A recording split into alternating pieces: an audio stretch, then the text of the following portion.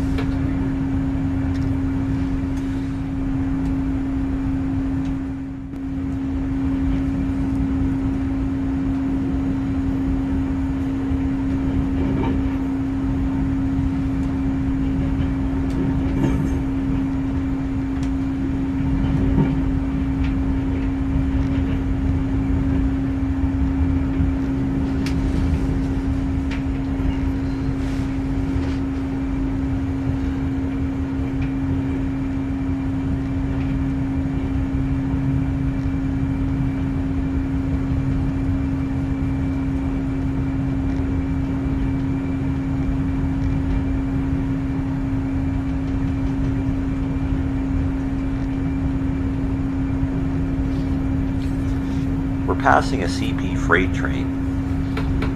As I mentioned before, we have left Vancouver and are traveling east on PNSF's new Westminster subdivision. Canada's railways are divided up into subdivisions. These subdivisions are not a standard length. They are based on the distance that a steam locomotive can travel in one day, and can be anywhere from 0 to 250, 275 miles in length. The point at which one subdivision ends and the next subdivision begins is known as a railway division point. At each railway division point, the miles reset back to 0 and count up, going westwards.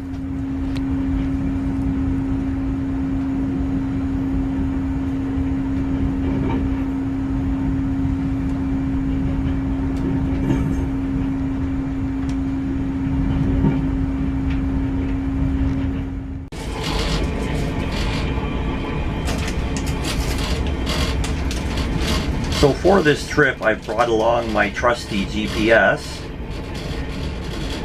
We recently passed through Burnaby, BC, which is a suburb of Vancouver. The Lougheed Highway is to the left of us on the train, as you can see, perhaps on the GPS there.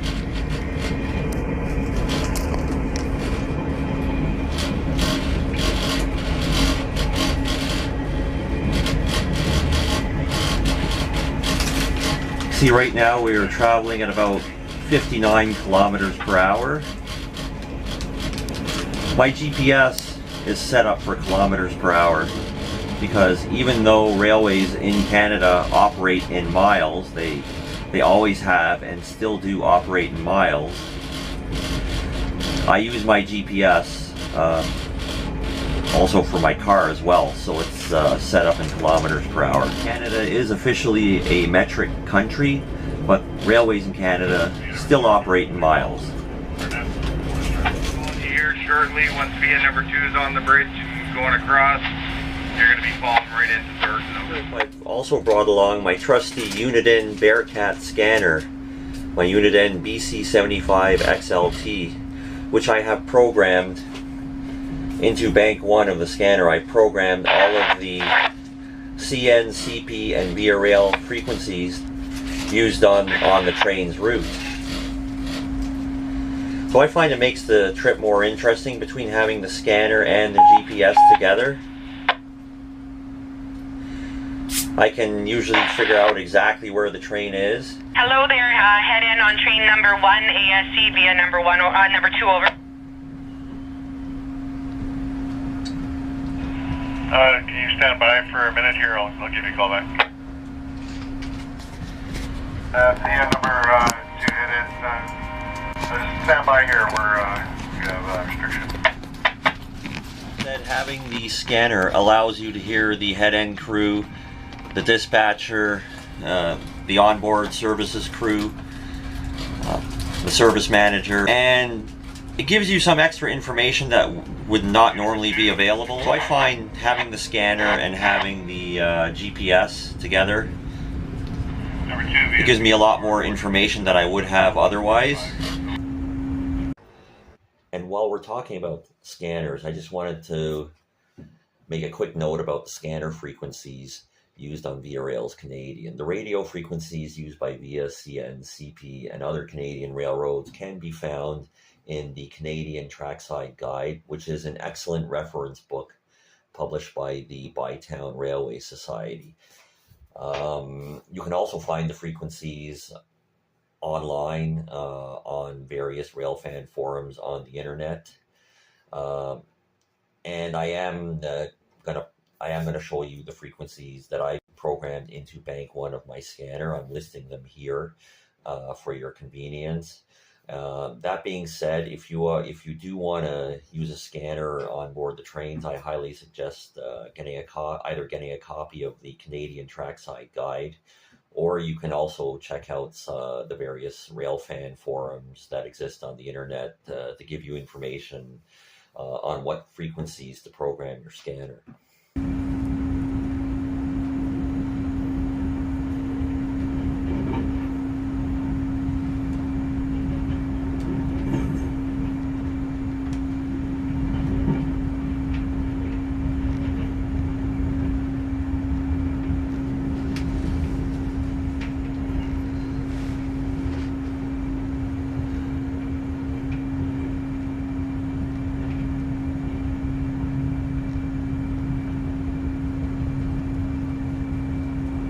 Yes, I do. I have 2 off at Mission, and I have 3 off at Agassiz. Both stops have no baggage in the baggage car. Over. 2 off at Mission and 3 at Agassiz and no bags. That's correct. And I was wondering if I could have 2 time checks, 1 for departure and currently now, please. Over.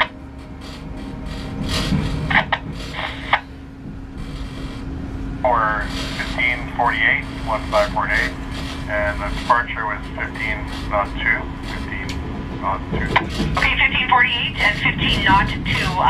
Thank you. Sorry, one last thing I know.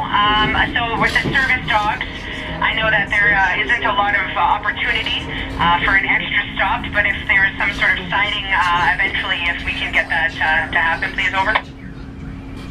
We will trade off at Hope or at Hague. They're just past Cass. Maybe like maybe a 10-minute break. I appreciate that, and thankful if it happens. I appreciate that. If you need anything, just let me know. You think so? Thank you.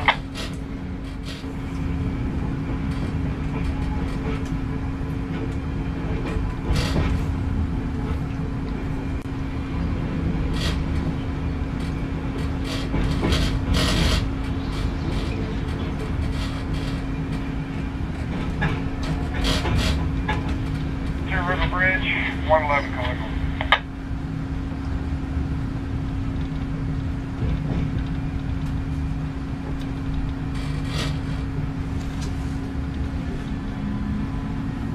Go ahead. Lead engine CN 2828 north. This is the main yard. Are you ready for looking over? Go ahead. 2N 51 cars. 3051.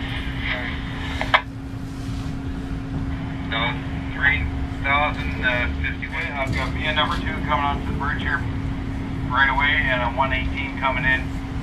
So once Thornton Yard says you're okay, give me a call back, and I'll try and get you moving. ASAP. Thanks.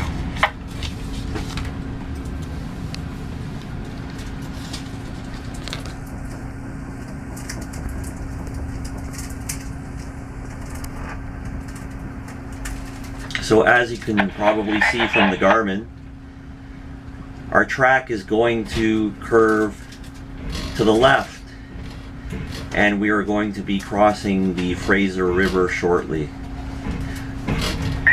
It may be a little bit hard to see on the GPS, but there is a both a road bridge and a rail bridge right beside each other, crossing the Fraser River.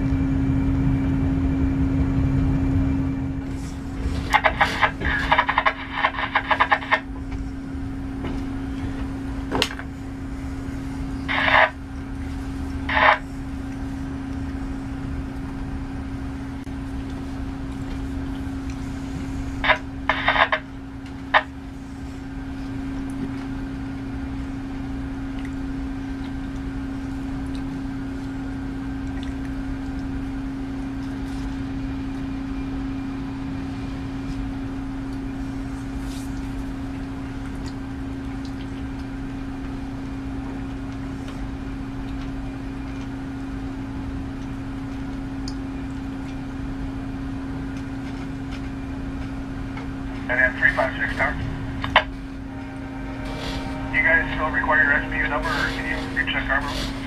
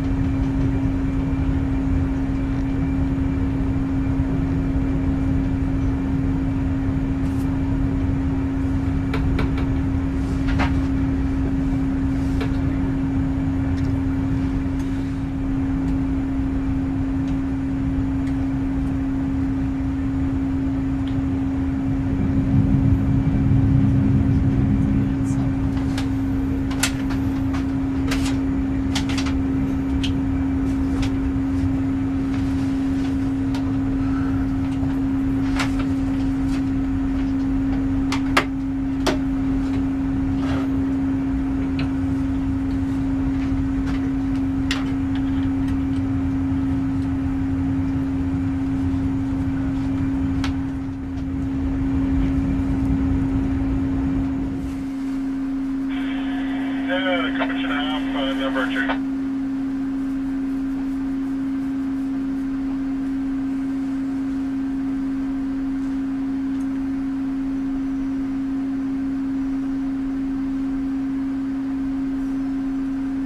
One more, number 2.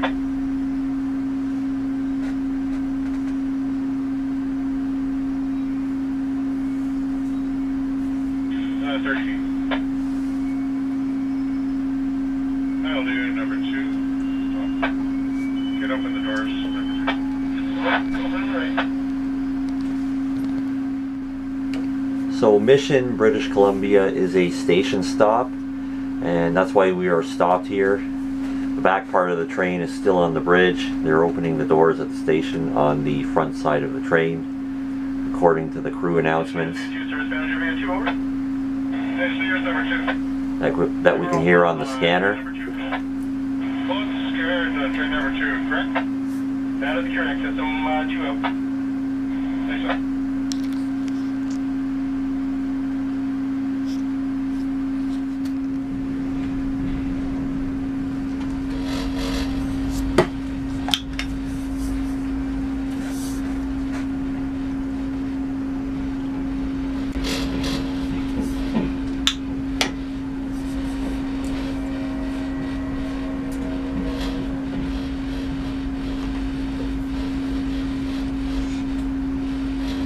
Number 2, this Mission Bridge is inspected on the east side. No defects noted. Mission Bridge.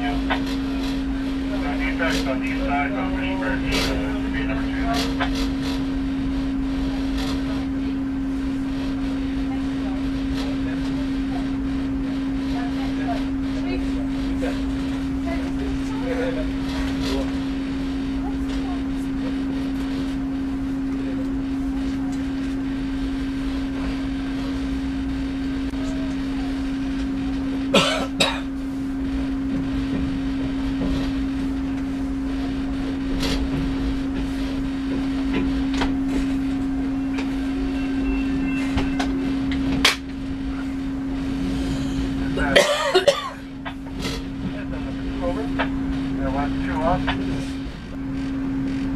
We are now going through the Y at Mission, British Columbia, and leaving the line that crosses the Fraser River, and we are on to the Canadian Pacific Cascade subdivision.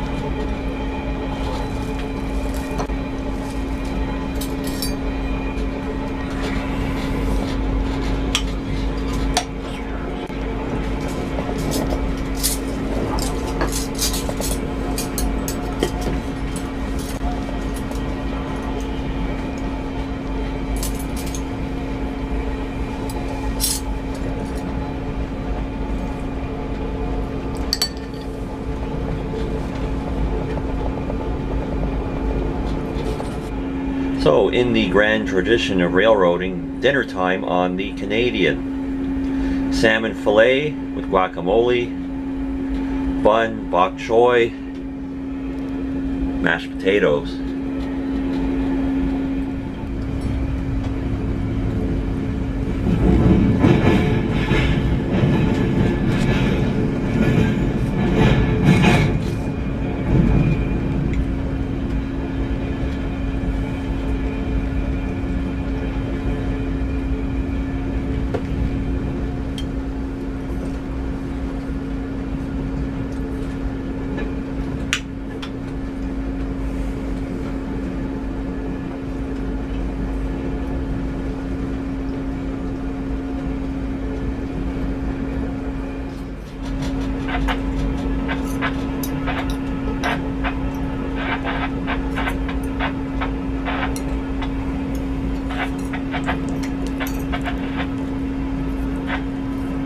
There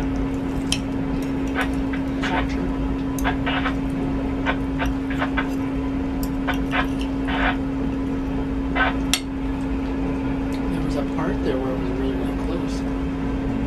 Like that.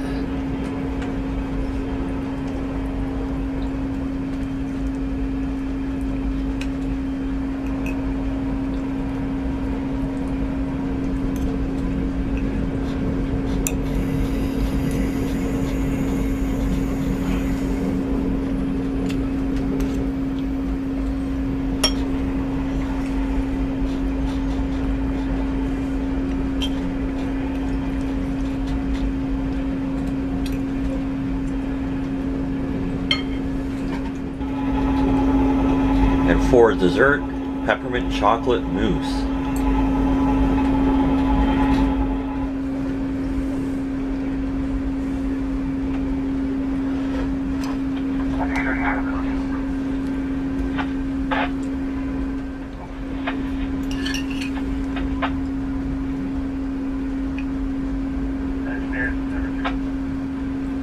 Yeah, it's been a while since I've been here. Are we looking on the right or the left over? The door's on the right.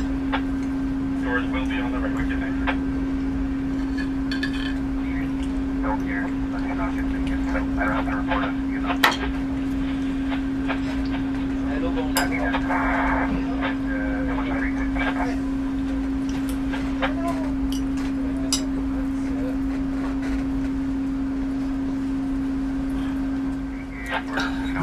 When you have a chance, can you pass me that wine bottle with water in it?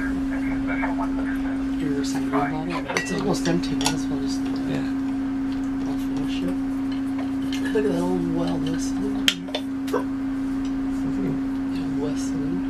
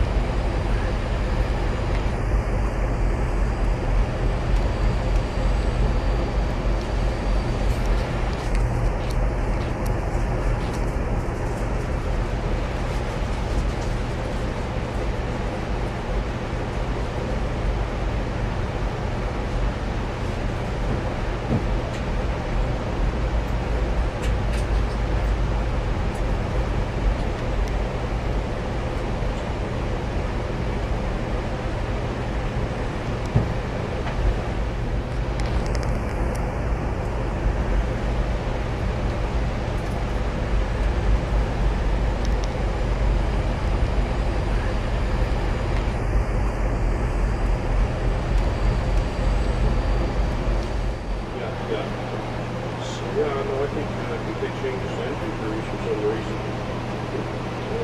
Oh, yeah. Hey. Oh, yeah. Well, I'll tell you, it's starting to get there. What time is it out here?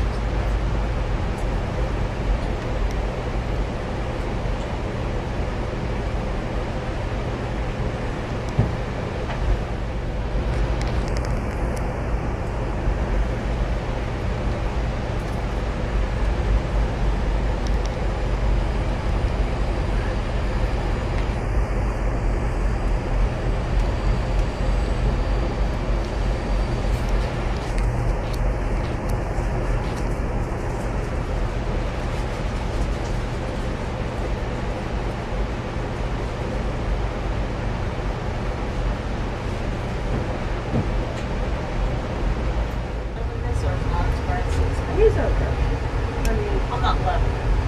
No, I mean, I'm not like, ooh, do this again. I like One time. yesterday.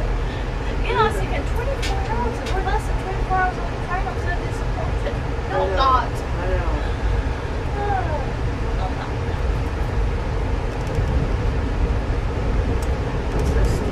I guess I could.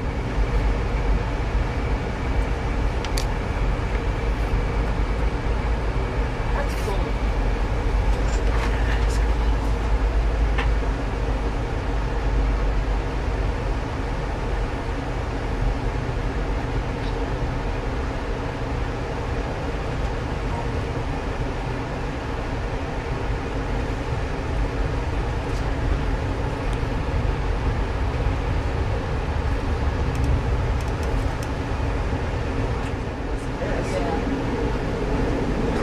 Oh my God, that's gorgeous.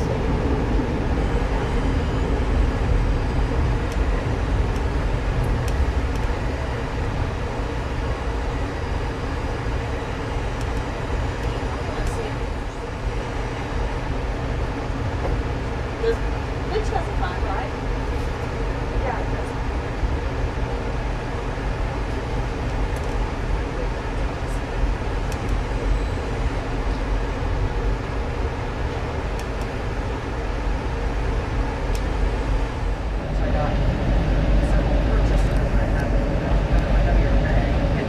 Yeah.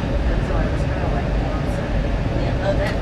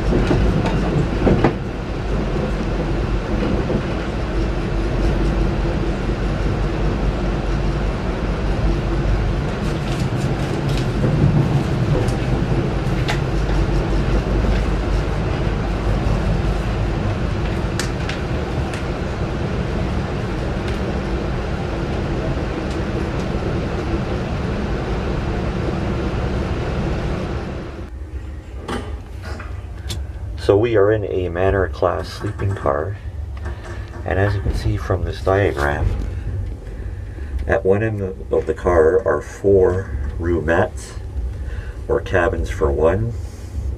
Continuing through the hallway, we see A, B, C, D, E, and F. These are bedrooms, or cabins for 2. Continuing on through the hall, we come to the berths.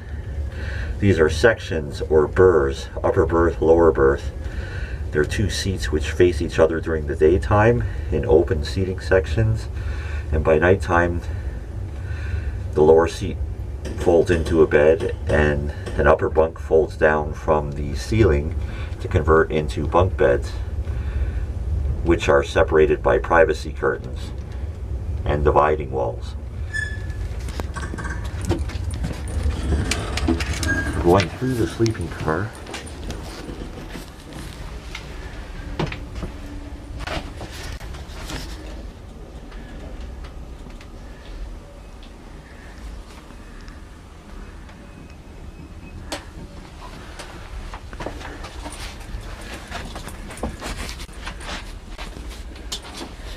so this is a roomette, or a cabin for one.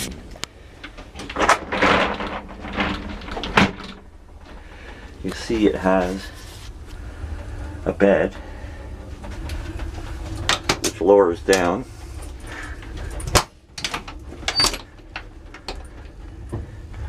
from the wall. I'm not going to lower it all the way now. By day it has an armchair for one. It's got a pocket with some coat hangers, some coat hooks to put your coat hangers, ventilation controls, attendant call button, ceiling light, mirror light, fan, and it's got an outlet. This is the sliding door. It's got a little cup dispenser, Kleenex dispenser, a little shelf where you can put your toiletries. It has a sink and vanity facility. The table just lifts up like that, that's your sink. Water. And it also has the step stool for the armchair is a toilet. Just lift up the lid like that. There's your toilet facility.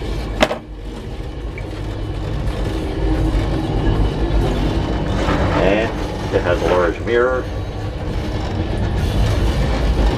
and a nice large picture window.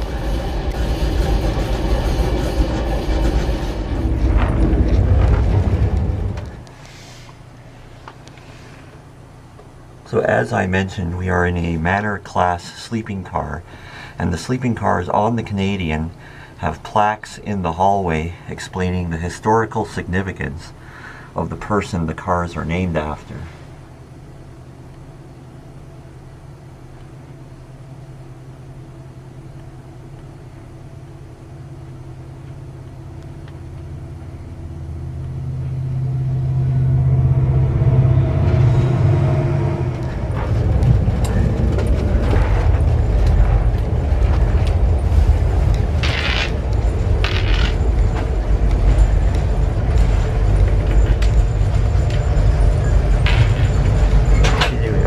Hallway.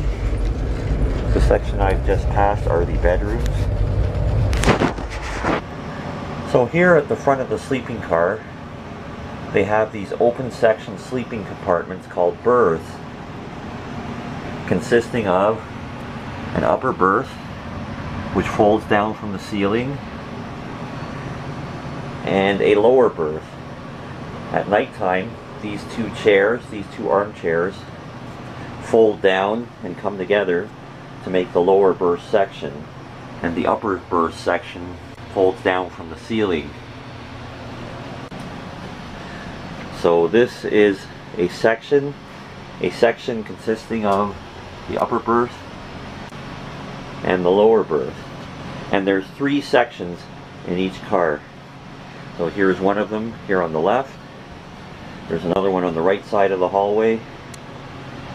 And going through the car, here is our 3rd berth section.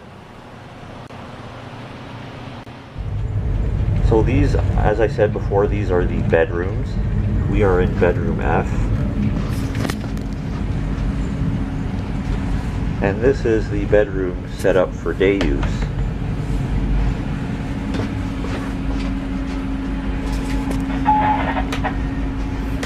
As you can see, there are 2 armchairs, folding armchairs that set up during the daytime. At nighttime, this here to the right is a Murphy bed that folds down from the wall. And there is another bunk that lowers from the ceiling to make up your 2 bunk beds. Because we've elected to dine in our room, we have a table set up. That's the table there. It just attaches to the wall and it can be folded and stowed away when not in use.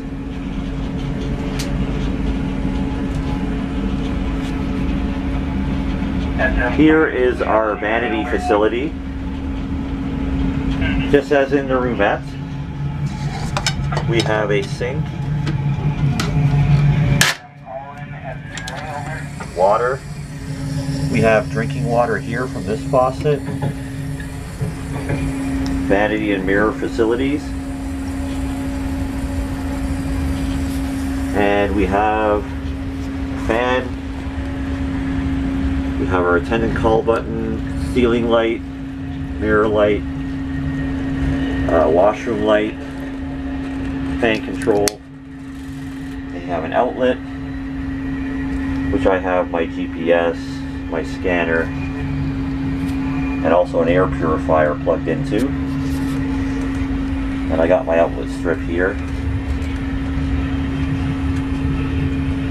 And in addition to that, it has a little cubby hole above the vanity facilities to put your toiletries.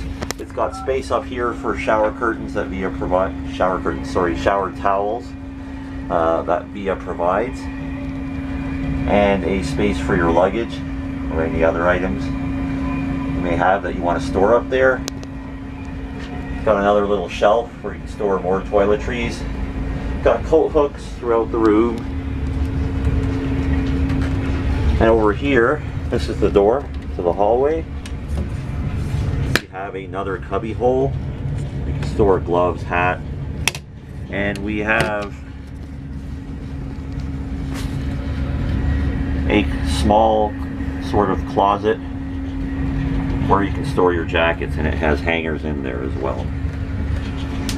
So that's the bedroom set up for day use.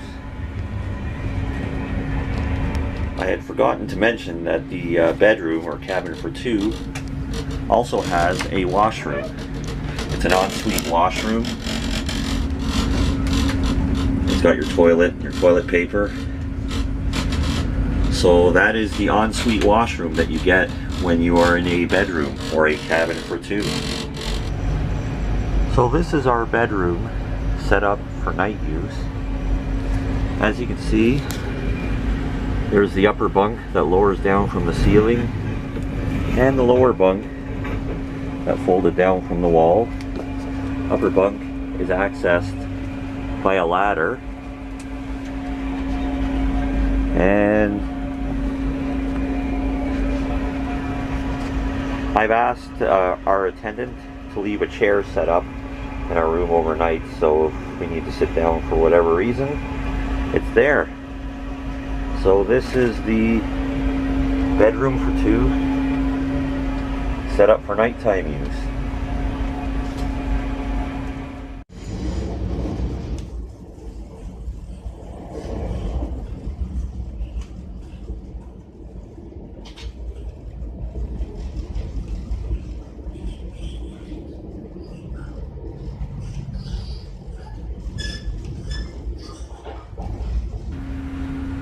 So day 2 of our transcontinental trip on Via Rail's Canadian.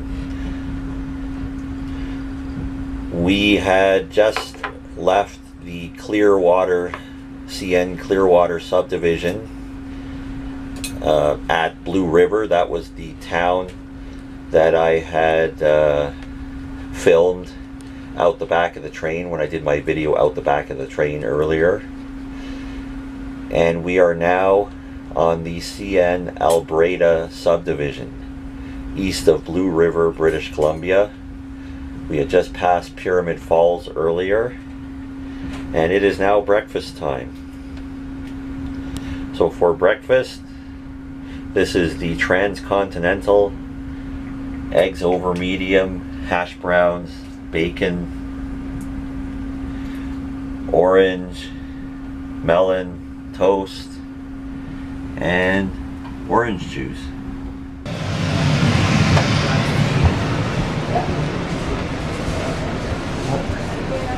Yes, back about quarter to. Excuse me. Oh, excuse me.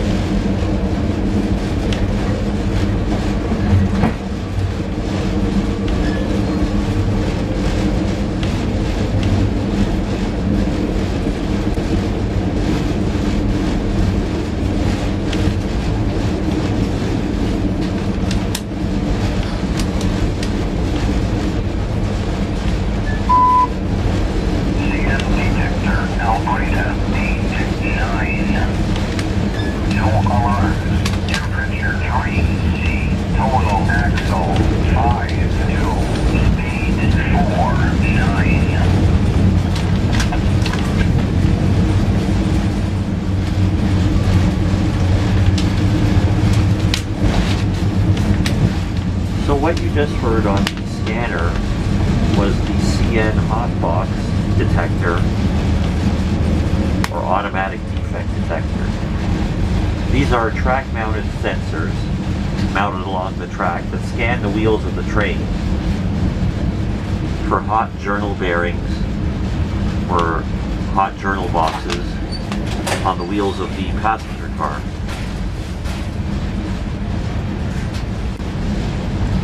These sensors make sure that there's no overheated bearings on the wheels of the cars, It also does an axle count, as you heard. It counts the axles of the train, and it also gives you the speed and temperature.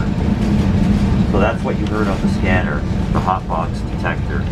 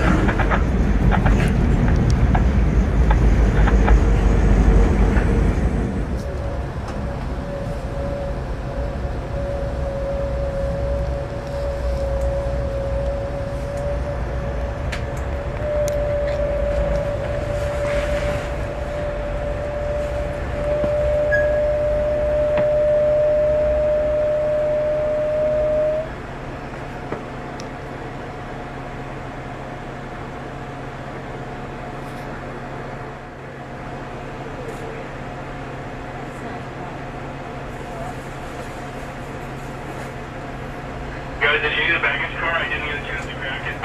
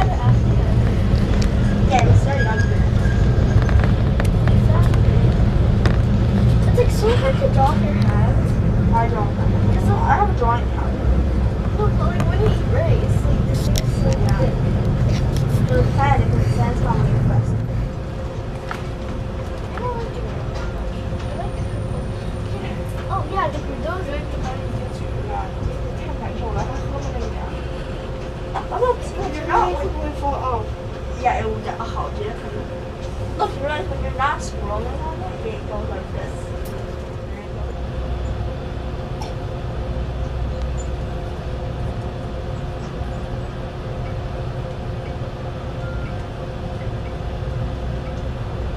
The new one's okay. Oh, yeah. I have 哇，你们现在看是后面那个上面那个盲片。哇，这个真的会比较好。对，oh yeah. How did you the view? How did you only get 300 on this one? 64. Yeah. Anyway, he went off and he drummed for Sophie Ellis Bextor. Oh, wow. And then he played Ringo Starr in the London, Wow, you know, okay, yeah. performances. Whatever it was. Yeah. Help, I think it was. Yes. Yeah. But yeah, so anyway, Joe realised it. It is just like, if you got a lucky break, you'd be Yeah, if you got that option. Yeah.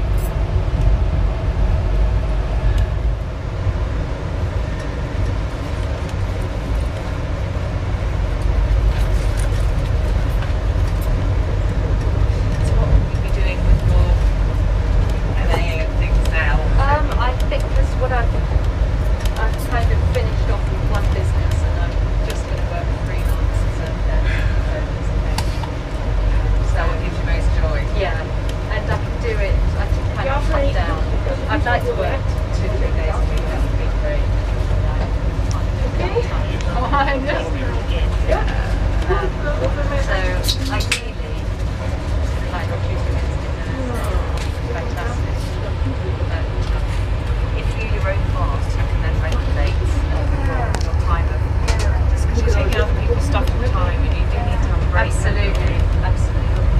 And that's why I've got one of my colleagues from uni. She is now up and running with 20 clients a week. Full time. Oh, beautiful. That is just amazing. Right, do you want to come in? Oh, sure. Hey guys, come on up here. It's beautiful. Yeah, it's like clear now. Yeah. Sorry, I'm hugging. Oh, no. You're fine. You're fine. Sit up here for a while. You're fine. As I, You sure? yeah, go on. Okay. I'll take a peek. Come on up. I'm always on here. You guys can sit. You're not always up here.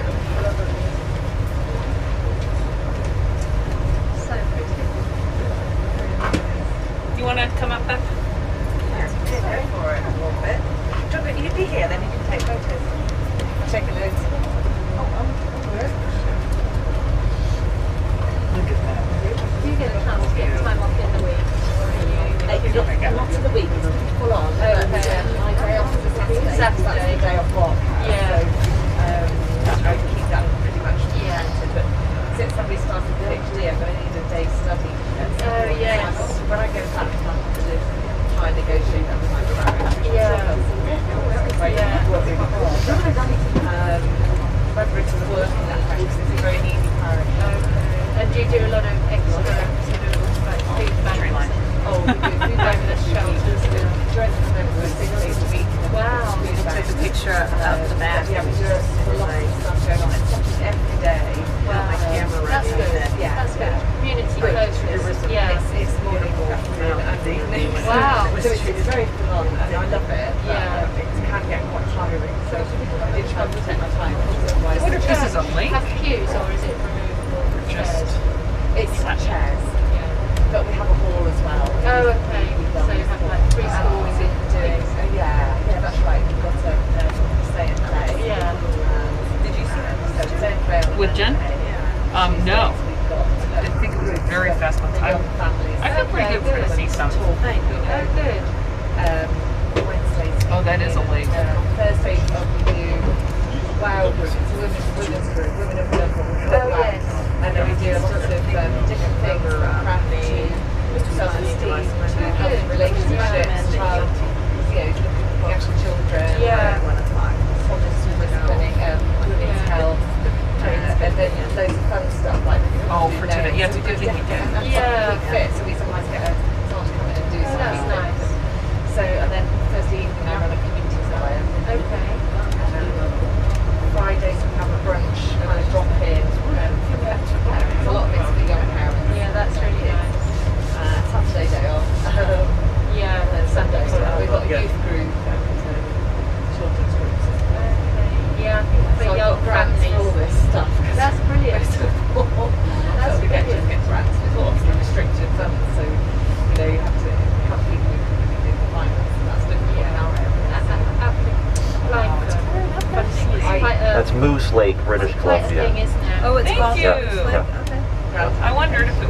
It is. It is. Well, I mean, at least they're there. That's the So if it's called moose night, Yeah, we're the moose. we're the moose. And I think supporting my previous role was working with families and parents. We're probably back up in there. Yeah, and then I set up a business with a colleague. We left into doing that. It was too full on. We did see them And set up business training teachers in schools around behaviour management and stuff like that. And still, we would take on in our business individual parenting. So if people are really Planning a trip. certain things, just to go in and help with. She's leaving work. It's hard. It's tough, especially for young Actually, we're supposed to come to sing for us. Yeah. Oh, I remember you talking about that. She's not married. Oh no, she is. They're gonna move out there. He can work from anywhere, right? That's the deal. Oh, wow. An hour? Yeah. There's like little towns. Surprised they didn't come in. Yeah. And then they were embarrassed, depending on how much she wanted it. But said that she couldn't. Join the tribe. Yeah, exactly. Not seeing any wildlife. The problem is that a lot of these young mums, they kind of, I remember one mum coming to a group and she said, you know, I know exactly how not to do it, but I don't know how to do it right. You know, I know what not to do, which is basically how she was brought up. But yeah, they know no different. Yes, there's no role model. No, there's nothing to help and support and hence the intergenerational patterns of behaviour. Yeah.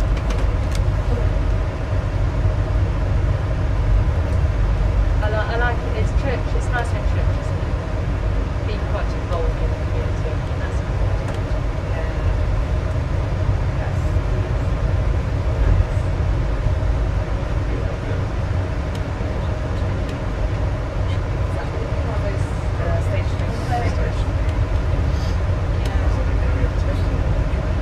Well, there used to be those super nanny programs with them. Remember? There are parallel tracks that won't like Super nanny should go in and fly with it. sort out the child. Yeah. In about 6 Jasper, weeks. Toronto. Or is it just like Sections where they split off for the period of time. Yeah. That's why you have to put engineering. Yeah. Real Spanish language. Oh yeah. But the trouble is there's also the Yeah, and I'm sure they time it, kind of like your So that travel. you don't know. There's train travel. pick for something that's not necessarily. I kind of suspect that's the case. Yeah. Yeah. More economical to do that. But space is important. Should be containers. What do you call it? well, okay, so we have Lots of dumpsters. Okay. we occasionally were given the So you have like Yeah. 20-yard roll off, 40-yard roll off. do that. Yeah. That the relationship is close. And then they have to do it. And I just just roll. The trouble really has to be done up to school. Yeah. And it was, yes, this is really important because we want to be able to work with them. And it is good, but It's tough work. I was vice chair of our kids' primary school for about 10 years. In the end, I felt like I was there about every week. I was like recruiting some member of staff. You just thought, oh my gosh, like when people on this show go, you have to teach them how no, so much.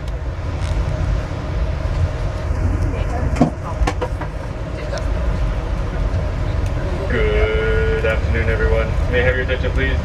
Just to give you a little update on our running time. We did lose a little bit of time now, but we are hoping if all works out well and the train doesn't get stopped by another freight train, we should be arriving in approximately 1 hour into Jasper. Oh my God.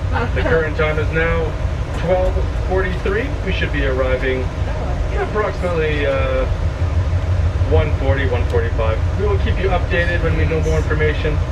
Enjoy the rest of the journey. Tout le monde, votre attention s'il vous plaît. Juste pour vous laisser savoir, nous sommes un peu plus en retard qu'on pensait, mais pas trop. On attend arriver à Jasper dans approximativement 1 heure. L'heure locale présentement est 12h43. Merci. Bon après-midi. It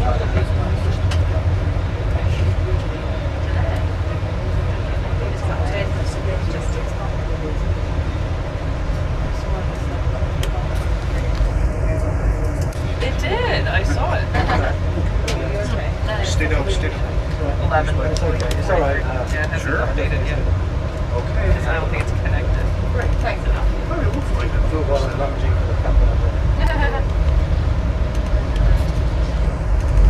But it's somewhere really safe, you know. You're going to find it and go, oh my gosh, I remember putting it in the bag. Objects of yeah, but actually, you never know, you never know. I can see little buddies on the train. Big little buddies on the train. It's just a friendly guy. Where are you from? Especially when it's so crowded. And you're from England? England, so yes. You also from England? I sounded, yes. Yeah, well done. Where in Belgium? Near Ghent. Near Ghent, Yes. The Flemish part. Yes.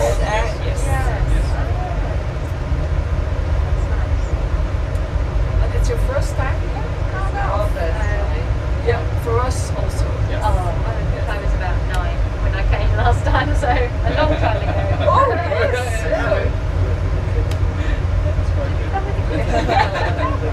And you stay at the train I mean, not to now? tell No, we're getting off at Jasper. Yeah, we also, yes. Are you? Where are you going then? And to Lake Louis. Oh, so are we. We're probably in the same boat. Yeah. And we take the plane and Calgary. To Calgary. So we think that's 11 days. 11 days for us. Great. So you've not been to Canada at all? No, No, we haven't. No. My dad was in the Navy. Oh, yeah. And he ended up in the Canadian Navy for a period as well. So he came, but that was in the Second World War. And he was there. He was actually Newfoundland. Oh, yes, He now. was there for 6 months. So he got iceberg. The ship was an iceberg. They had to go for a refit. Oh. So, yeah, so he always talked about Canada. That, So yes. Now you're curious. Love how he calls us. But that's true. But they're very lovely. It's one of their expressions. So they've heard quite a lot in Vancouver and Yukon, which we've just used, which is for sure. And it's so positive. It's really lovely expression. You do some of that. You don't see it so often. They say for sure. They do. Perhaps people who travel do, but you might say certainly. Oh, yeah. It's not the same feeling. Yeah. Definitely. For sure.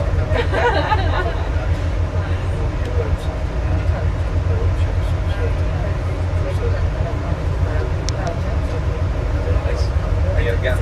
Ghent. The Flemish part of Belgium.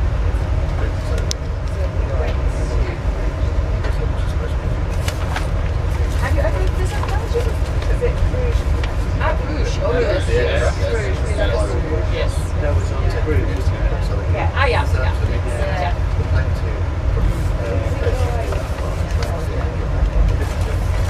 We did. We both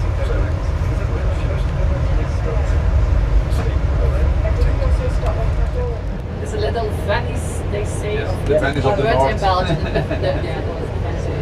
They call it. But we saw more of it when we went on the cruise. Yes. We just went in and found a cafe, had some breakfast, and we didn't really see much at the time. Yeah.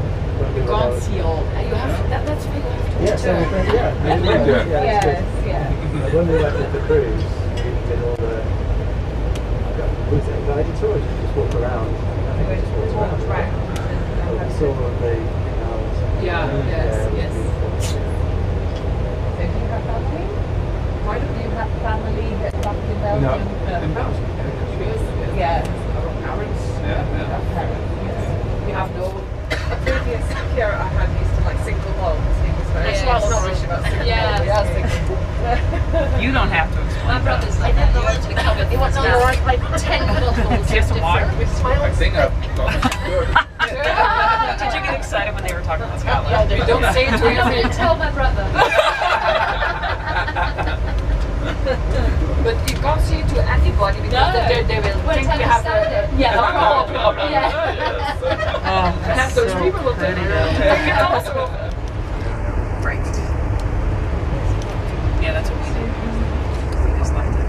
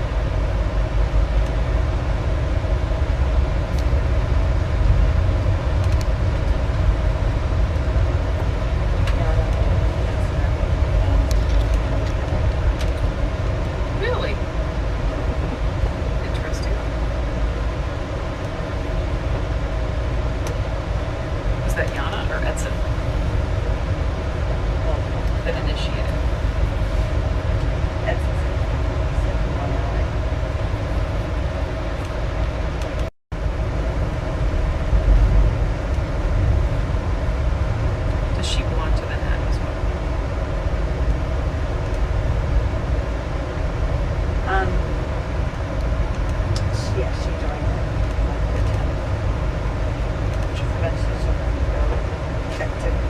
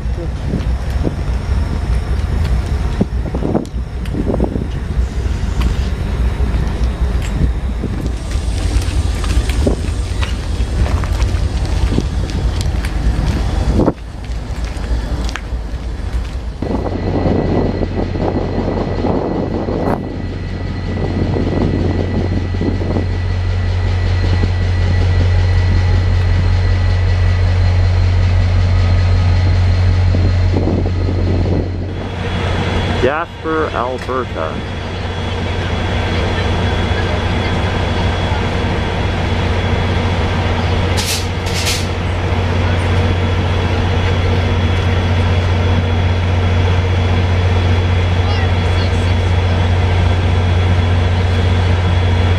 We have two Via Rail F40s, F40 diesel locomotives at the front of our train, 3,000 horsepower each.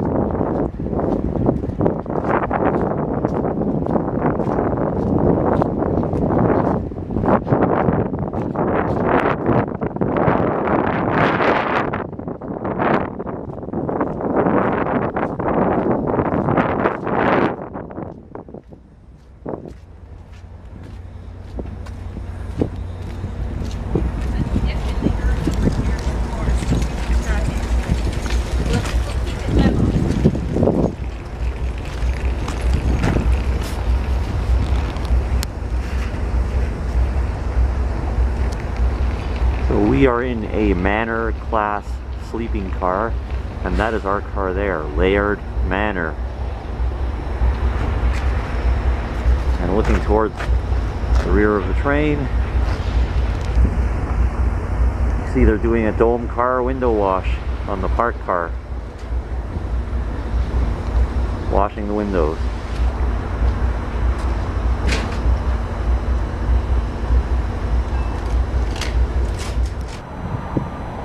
This is a CN Class U1A mountain type 482 steam locomotive. Engine number 6015, on display at Jasper, Alberta.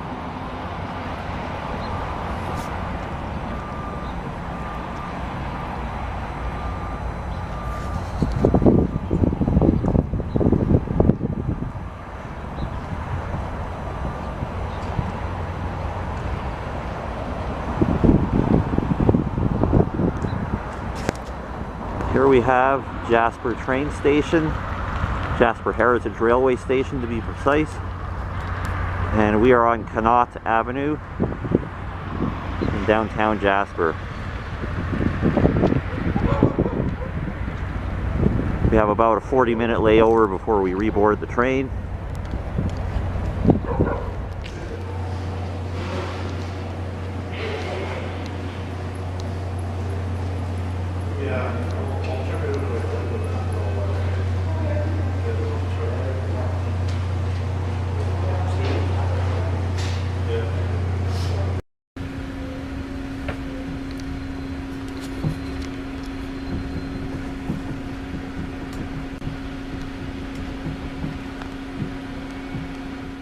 having lunch in our room on the Canadian. Veggie burger, coleslaw, melon, and cranberry juice. Spruced up with a little bit of vodka. For passengers in sleeping car class, Via Rail does allow you to bring your own alcohol on board as long as you consume it in your own rooms. And for dessert, mini cheesecake.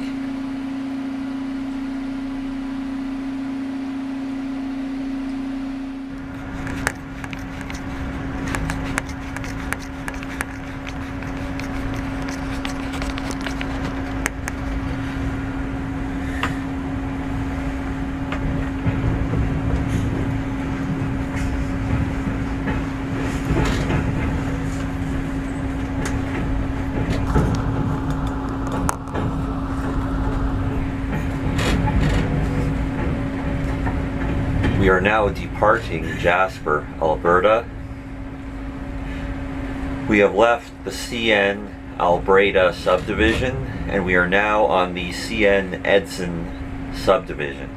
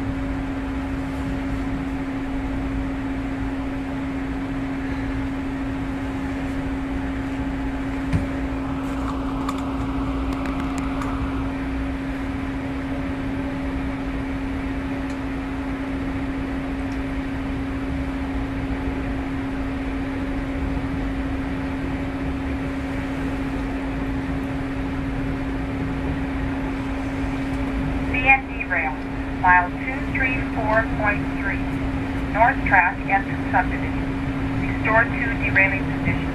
Repeat, restore to derailing position.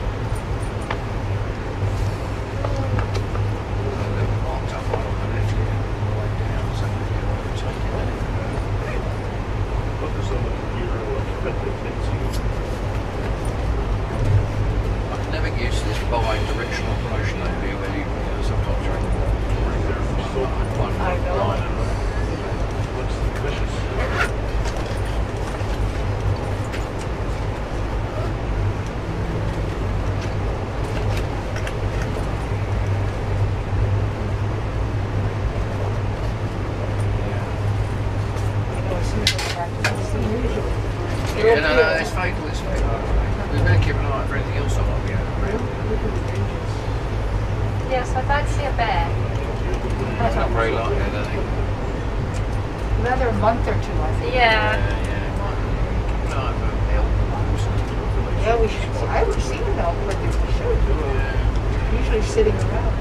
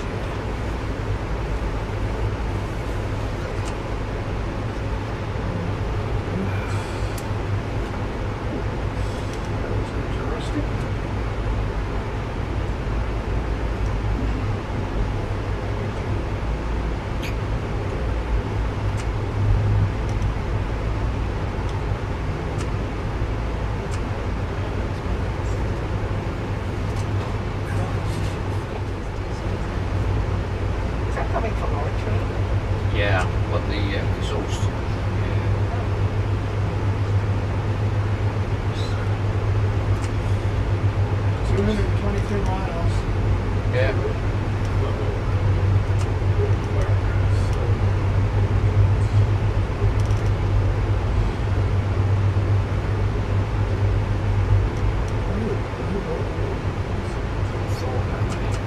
Oh, there's some deer. Okay. Oh yes. Yeah. Oh, yeah. Painted open somewhere. Yeah.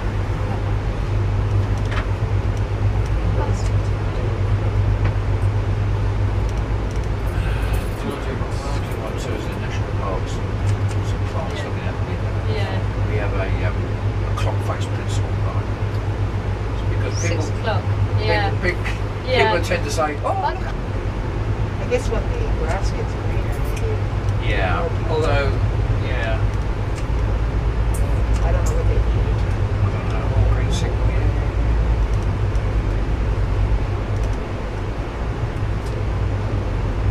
I'm surprised.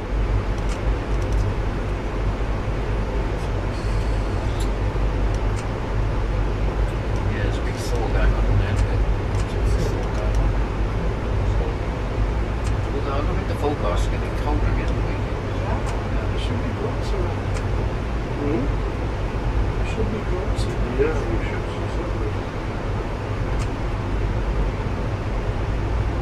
It's just round down here on this bend that they use for publicity of this train that they sent down here. Oh, really? It's a good Geese. Yeah. Of the Canada variety. Duck. Oh. I always forget to put my wildlife.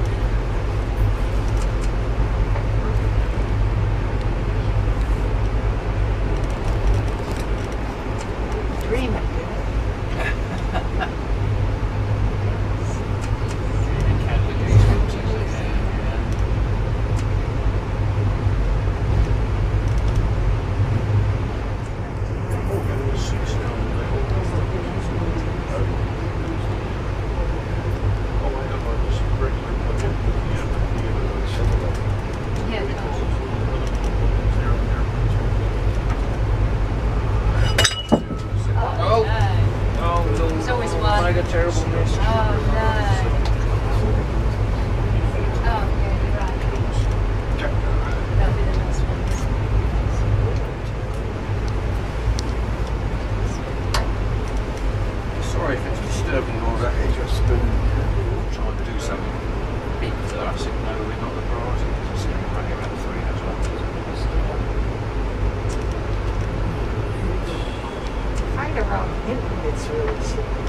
yeah. They were laying more tracks, I saw. Were they? I don't know what for, but yeah, this one's being built. That's good. That's good.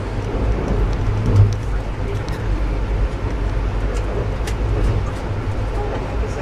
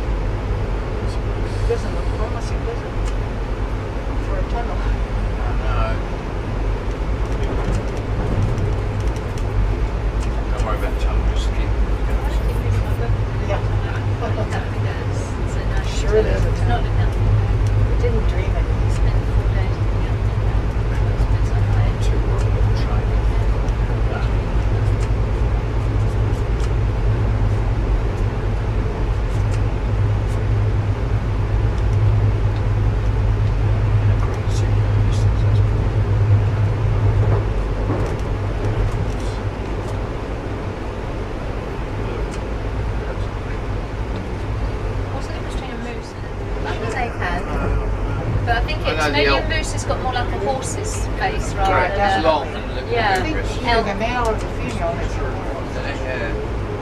but maybe not. Yeah, I'm pretty sure they do. See, if I brought my wildlife book, which I forgot. Yeah, you could have just shown us. We'll have to find see them. I know, I want to container one. I've got one of those audible guide things, you know, which are very good. Oh yeah. But this would be pretty I wonder what's in these containers, where's it going now? Oh, that would have been a really good one. Full of stuff. That's quite the moment.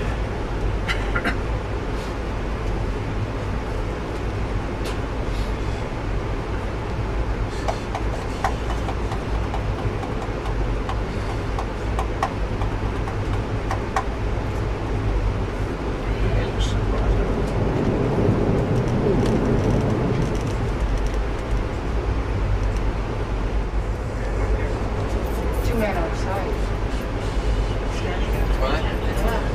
So I don't know. I didn't see them below. I would think they'd join that. Yeah, I would think so. They can't operate two trains in the same block. That's true, not that close. God, they're all pretty sick. Must be favoring us. I hope so. Over us all the way down to the game.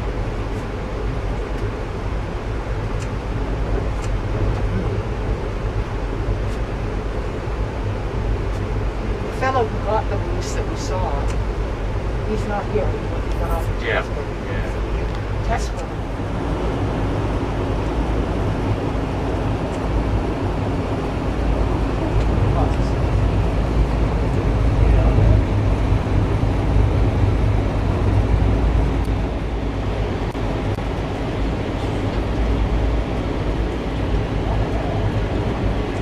That's really close to where But there must be a signal somewhere. Between tracks, yeah, it's probably dispatching.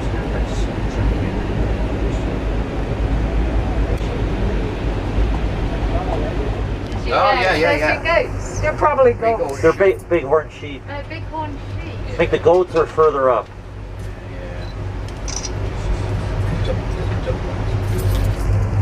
Oh yeah. Sorry, am I your way? I got it. Try Anyway, and clear up some of this mess. there should be some boats up here, but not necessarily. Clearing up. Amazing how they can walk up there like that. Yeah, they're little. Now, okay. This is it, is it? Goats. This is it? This is it. There's This is usually it. goats. Okay, where's the goats? Where Where's the are they? Come on, goats. Goaty, goaty, goaty. Nope, nothing. Nothing. All that standing in the back. I've been sitting there all afternoon waiting for this. We did get to shoot them. Yeah, we did. Quick, take a picture. As soon as the town goes up, we'll get that to be seen. Incredible. Has to be on top cover, up behind us. Aha! You don't remember the fellow that was there, you go. Yeah, there you go. No, well done, well done. You weren't mistaken. That's very That good. was pretty good. Sorry, I didn't see any goats. I missed Right, the I'm going to one. get rid of this. Actually, I think I got a picture.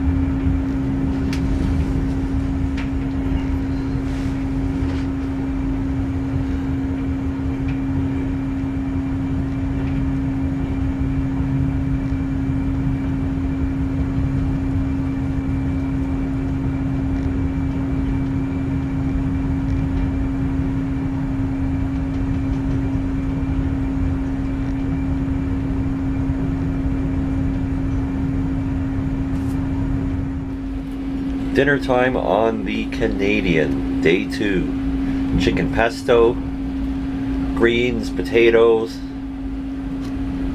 bread and butter.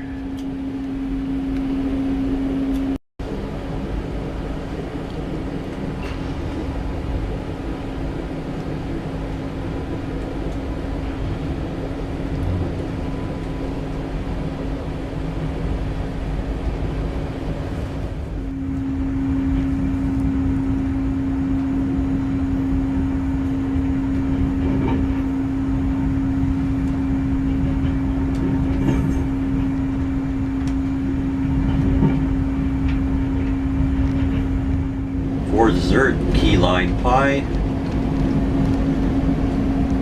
and peppermint chocolate mousse. Number 2, clear on 1-1.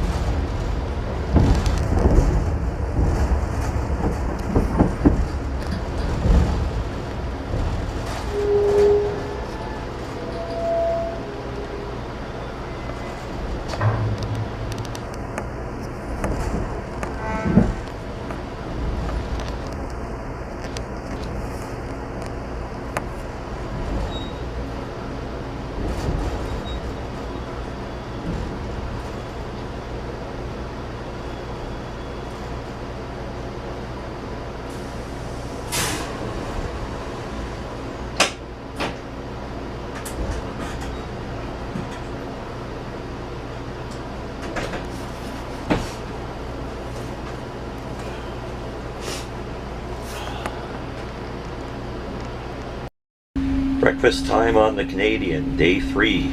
Oatmeal, yogurt, cinnamon, tea. Please remain in your seats or in your cabin until the train comes to a complete stop in the terminal. Let passengers nearest the door lead before you, always. And always maintain a safe distance from others. Please remember that masks are also required in the station and at all times. Detraining, we ask that you use caution and wait until the attendant is at the door to assist you. If Saskatoon is your final destination, please ensure that you have all of your personal belongings with you. Your checked baggage may be claimed in the station approximately 15 minutes after the arrival of the train. On behalf of myself and Service Manager Colin Sabbard and the entire crew, we thank you for choosing Behavioral Canada, and we wish you a pleasant day. We also apologize for any late arrival, and of course, hope to see you again very shortly. For passengers continuing on with us and who wish to be trained, please note that once off the train, the best to do that we will be in the station for approximately 20 minutes, so please have a walk around. But don't go too far away as we will be reboarding in approximately 20 minutes. Also be aware there may be some icy spots on that platform, so watch your footing as you get off the train. The local time is now 8:41 a.m. Thank you. Enjoy your time here in Saskatoon. Yeah, I am missing up here.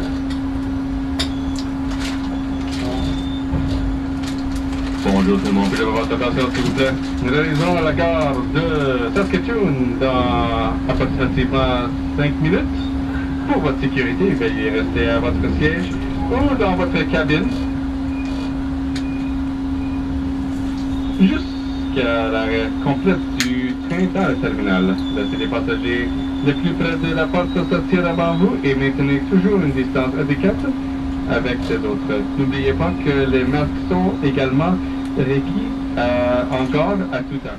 So we are arriving at the station in Saskatoon, Saskatchewan. It is day 3 of our eastbound trek on Via Rail's Canadian, Vancouver to Toronto.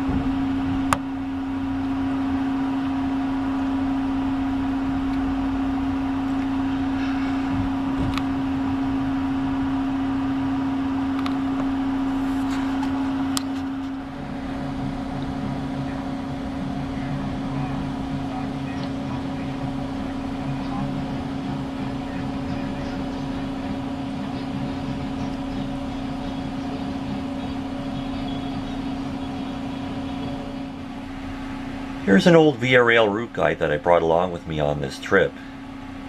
The Canadian is Via Rail's premier passenger train, and the route of the Canadian passes some of the most captivating scenery in the world.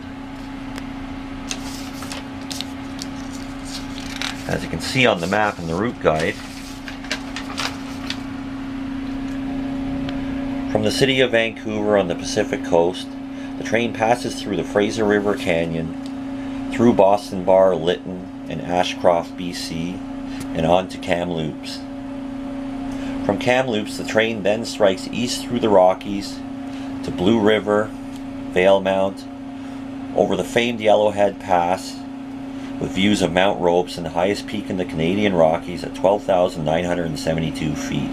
The Canadian then travels to Jasper in the heart of the Canadian Rockies at Jasper National Park, Alberta. From Jasper, the train then passes through the spectacular Front Range of the Rockies in Jasper National Park, and then over the vast expanses of the prairies, through the towns of Hinton, Edson, onto Edmonton, Alberta, through Viking, Wainwright, Unity, Biggar, and on to Saskatoon, Saskatchewan. From Saskatoon, the train then travels to Watrous, Melville, Portage la Prairie, and on to Winnipeg.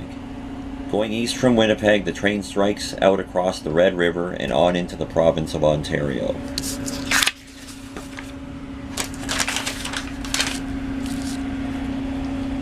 The train then passes through the rocks, lakes, rivers, and muskeg of the Canadian Shield, through the towns of Sioux Lookout, Armstrong, Long Lac, Hornpayne, Gogama, Capriole, and to the mining town of Sudbury, Ontario. From Sudbury, the train passes through the cottage country of Parry Sound on Georgian Bay, through Washago, before finally arriving at the sprawling metropolis of Toronto, Ontario.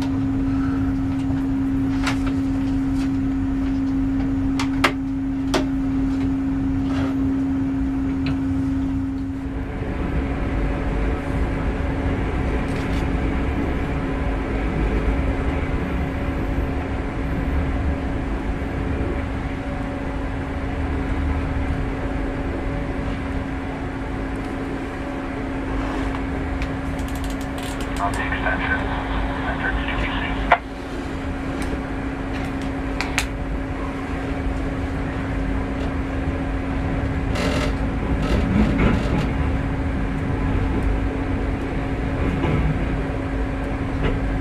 Yeah, number 2, clear for 1 minute.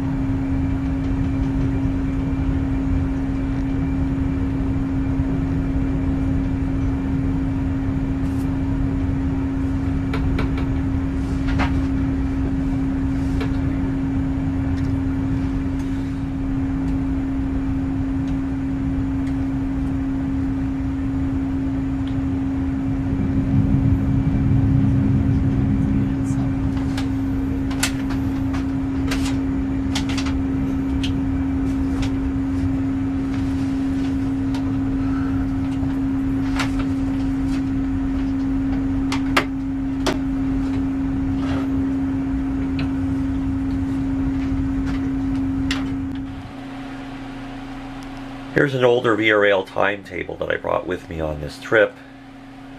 It has diagrams showing the layout of the passenger cars as well as the onboard accommodations. Inaugurated on April 24th, 1955, the Canadian was a revolution in Canadian train travel.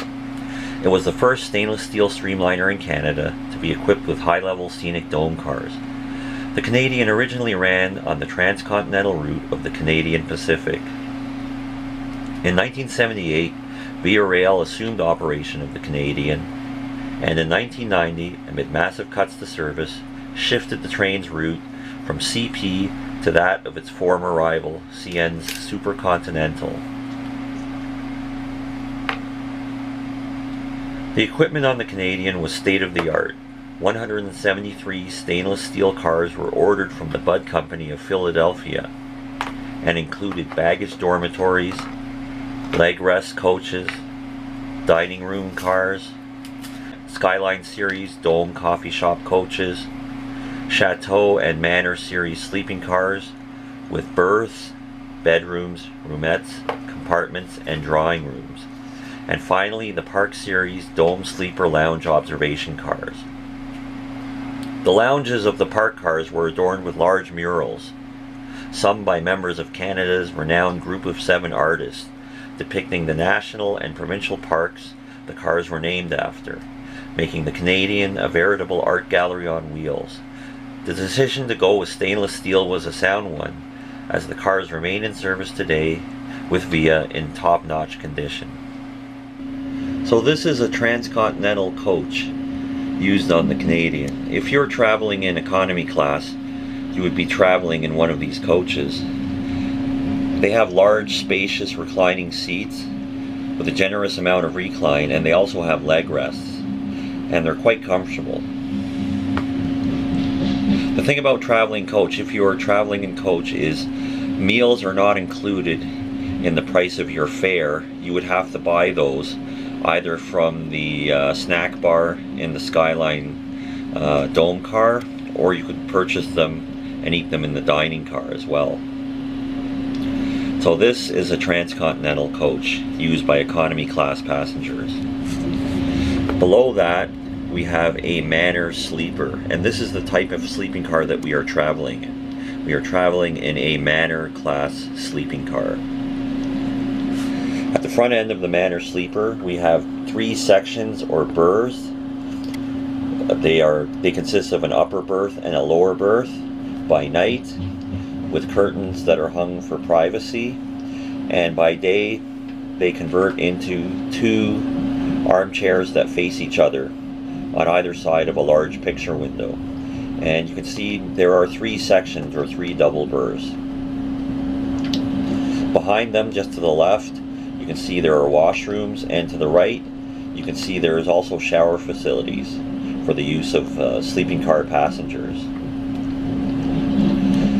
Behind the berths we have the bedrooms or cabins for 2. You can see A, B, C, D, E, F. These are the bedrooms or cabins for 2. And they have 2 armchairs that's set up by day, and by night the armchairs fold down, and a Murphy bed lowers from the wall and a bunk bed lowers from the ceiling, so you get 2 bunks. These are totally enclosed private rooms, and they have their own ensuite washroom as well, and they include sink and vanity facilities. So those are the bedrooms. Further on towards the rear of the sleeping car, we have roomettes or single bedrooms. There's 4 of them in a Manor class sleeping car. By day they have a large armchair, and by night the armchair folds down and a bed from the wall folds down over that. In addition, there is a toilet in the room that is concealed by a step stool or an ottoman that you can use as a leg rest for your seat, and there are sink and vanity facilities in each single bedroom. So that is a Manor class sleeper as used on Via Rail's Canadian. Here we have a Chateau class sleeping car. They are similar to the Manor class sleepers in their arrangements. They have sections or double berths at one end of the car, shower and washroom facilities. And they also have bedrooms as well. Bedroom A is a triple bedroom. B, C, and D are double bedrooms. And they have the same facilities as the bedrooms on the Manor class sleeping car. In addition, there are also 8 roomettes or single bedrooms in a Chateau class sleeping car. And again, like the Manor class, they have the same facilities as the roomettes in the Manor class sleeping car. The Chateau sleeping cars are not used on the Canadian during the off-season. They are only used during the peak season when there is increased passenger traffic on the train. So that's when the Chateau sleepers are used. Finally, at the bottom here we have the parked car. The parked car, at the front of the parked car there are 4 double bedrooms, and in the center of the car there is the mural lounge and bar. It has drink and snacks are available there. And at the end of the car we have the Bullet Lounge with its wraparound seating and windows. From the Bullet Lounge you can go up the stairs into the Scenic Dome section, where there are 24 coach type seats, and that is the section with the Scenic Dome, the second level, with the windows that give you 360-degree views, front and back and side to side. You can see what's happening all around the train. And since I've discussed the history of the cars used on the train, I'd also like to take a moment to talk about the history of the locomotives used on Via Rail's Canadian. And in this first picture here, you can see this is a Canadian Pacific F unit, specifically an FP7, which was acquired by Canadian Pacific for use on the Canadian. In 1954, Canadian Pacific acquired a group of FP7 and FP9 diesel locomotives for use on their new Canadian train service that they were implementing between Vancouver and Toronto. And again, this picture shows the Canadian Pacific F unit in its original color scheme. In 1978, Via Rail took over the operation of the Canadian, and at that time began a program of repainting the F units into the Via Rail colors of blue and yellow. And in this photograph you can see a pair of Via Rail F units, which they inherited from CP and CN, and you can see they're painted in the Via Rail color scheme of blue and yellow. These locomotives were built by General Motors Diesel in London, Ontario in 1954.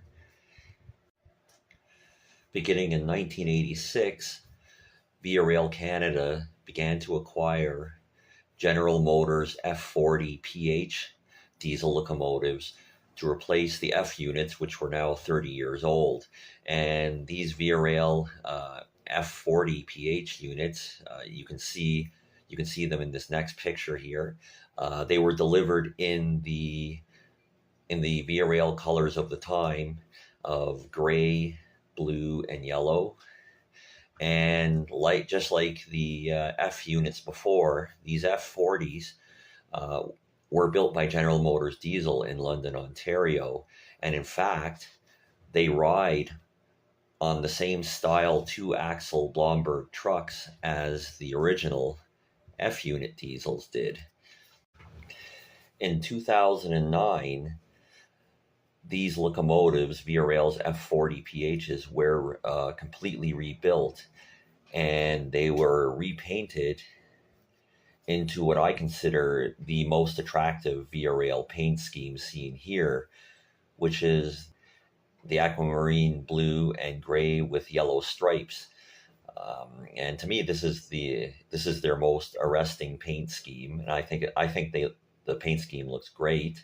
And what's interesting is that Via Rail's Canadian is the only transcontinental passenger train in North America still using General Motors diesel locomotives and Budd stainless steel passenger cars. So this is why the Canadian is a favorite of travelers the world over, is that just like the Orient Express in Europe, the train still uses the original vintage rolling stock. Then 102 on the 6. Hi, 102.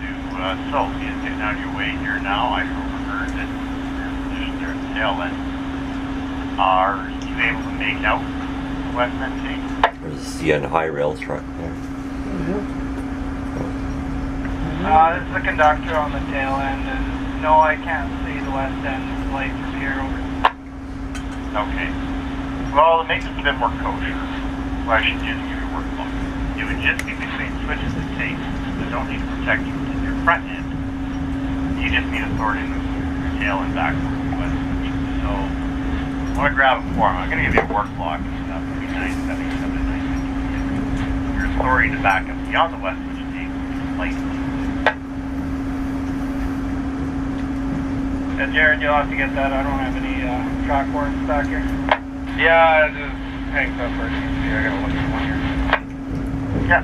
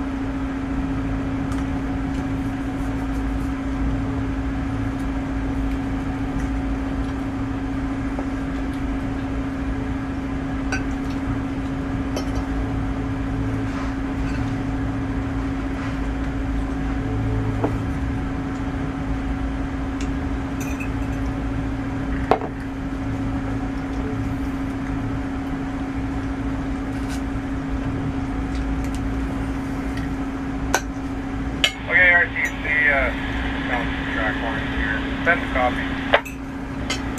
You got 2693 leading over? Yeah, CN 2693 on the lead. Okay, here we go. Item 1. 3531 3531.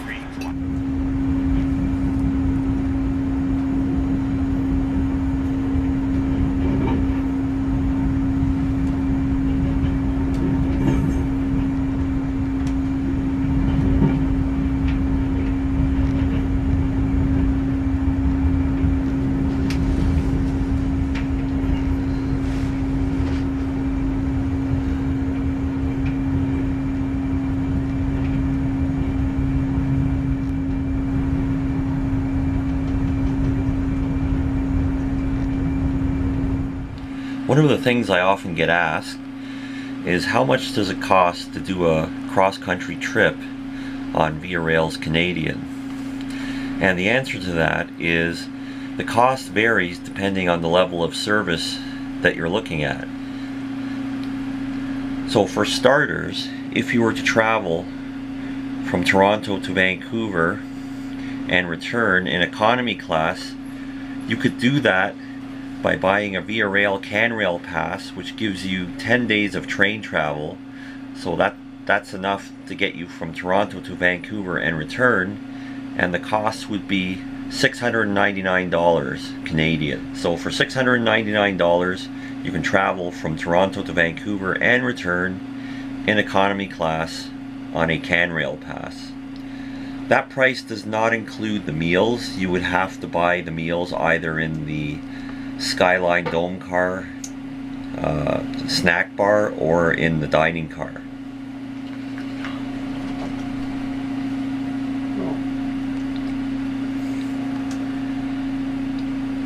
So that is economy class on a CanRail pass. The next level of service is Sleeper Plus class. As I mentioned before, we are traveling on this trip in a Manor class sleeper, and we are in Sleeper Plus class. And the cost for that I paid for this trip is $2,496 Canadian. Now that price is discounted because I am a Via Rail preference member, so I collect Via preference points, which are like frequent flyer miles, and I used my Via preference points to pay for my wife's return ticket, Toronto to Vancouver and return, was completely paid for with my Via preference points. In addition, being a Via preference member, I had a coupon, a Via preference coupon, for 50% off Sleeper Plus class on the Canadian, so my round trip is 50% off.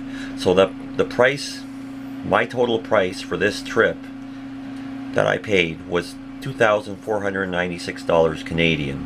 That's Toronto to Vancouver and return, in a sleeping car, accommodation and all meals included in that price. Now, as I've said, that is the discounted price that I paid for being a Via preference member and using my points as well as a Via preference coupon. The regular non-discounted price for a bedroom for two, this would be 2 people, Toronto to Vancouver, would be approximately $4,000 Canadian. That's the price that I checked online recently. It was just over $4,000 Canadian, and that price is for 2 people in a bedroom for 2, Toronto to Vancouver, all meals included. That being said, there are ways to travel in a sleeping car for less than that price. If you are a AAA member, for example, a AAA or a CAA member, Via Rail does give you a 10% discount when you book online, if you do so using your AAA membership number. Or you could also travel, instead of in a bedroom, you could travel in a berth. As an example, to give an example, in 2019, my wife and I traveled from Vancouver to Toronto in a section, a double berth, upper and lower berth, for approximately $1,800 Canadian. That's $1,800 Canadian. So that would be $900 per person per direction, Vancouver to Toronto, in a berth, with berth sleeping accommodation and meals included.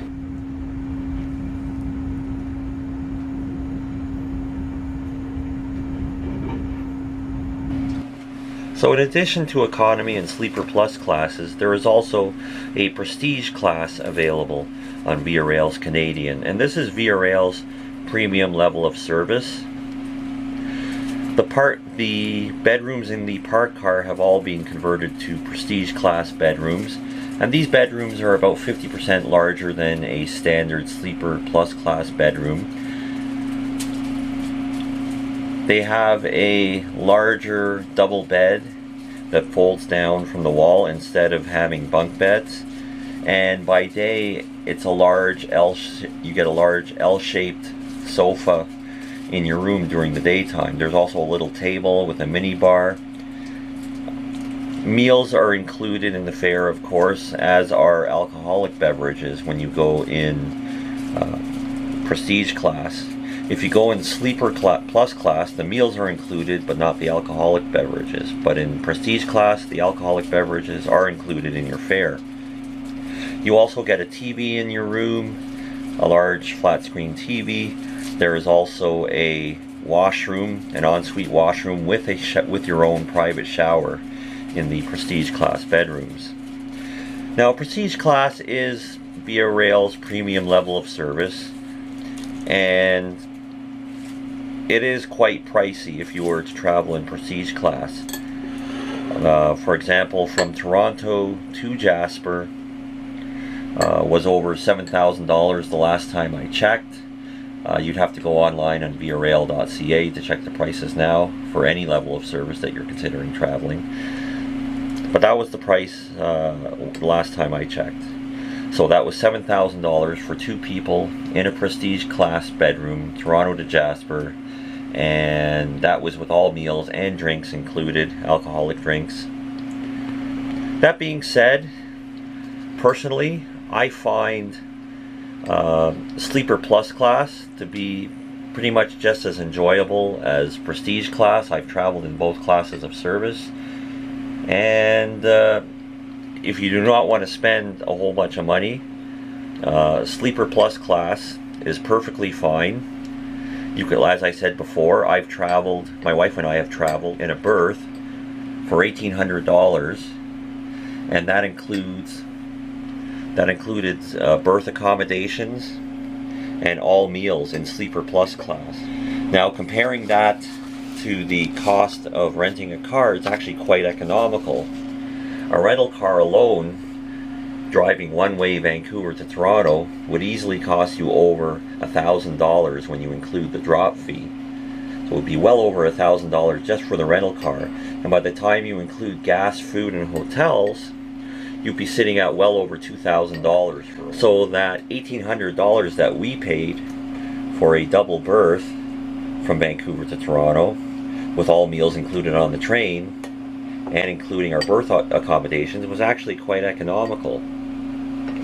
So that gives you an idea of some of the prices available, the price points available on Via Rail's Canadian. Day 3, lunchtime on the Canadian. Couscous salad,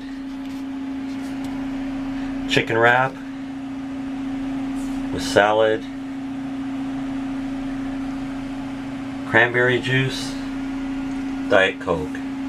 Alright. For dessert, gluten-free brownies. 102, back on 1. What? Bison there. Oh, really? Oh, yeah, look at them all. With their humpy backs.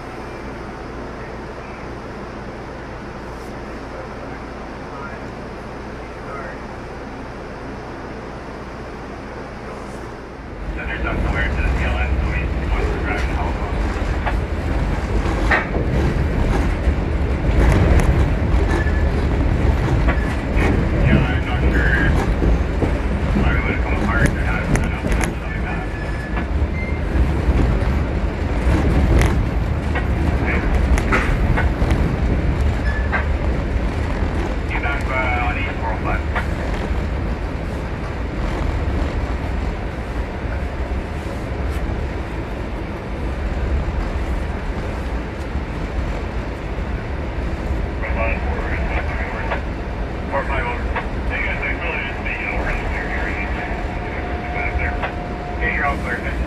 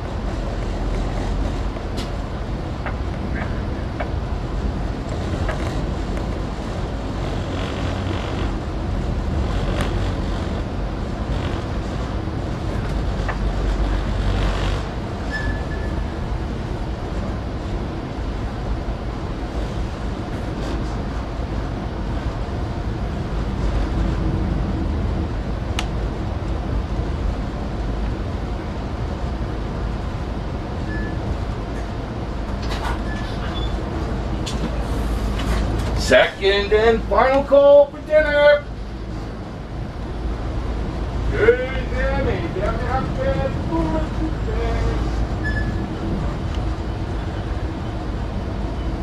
Day 3, dinner time on Via Rail.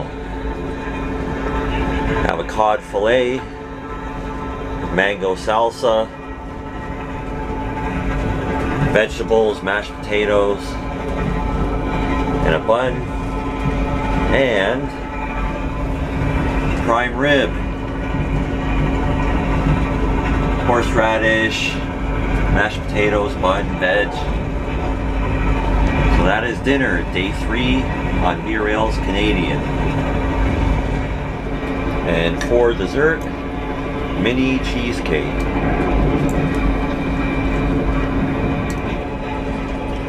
So in the distance, behind these train cars, you can see a large flat-topped hill, and that is the Cut Arm Creek potash mine. There you have a better view of it. So that large flat-topped hill in the distance is the Cut Arm Creek potash mine.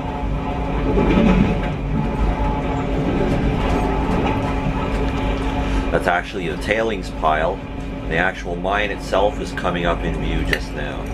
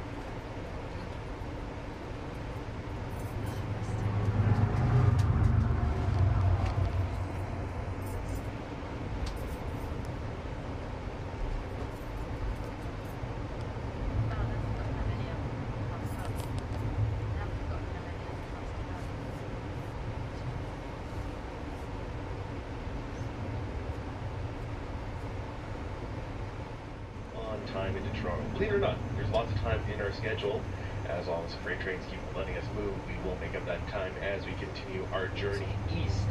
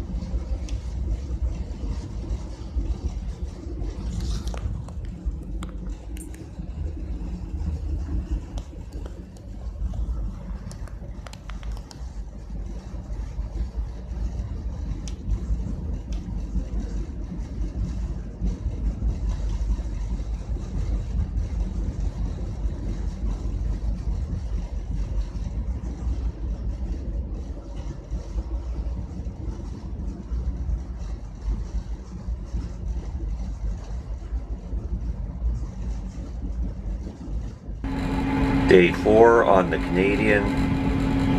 We are west of Sioux Lookout at Canyon, Ontario, and it is breakfast time.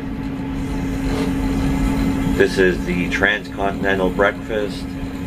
Eggs over medium, bacon, hash browns, fruit, and brown toast.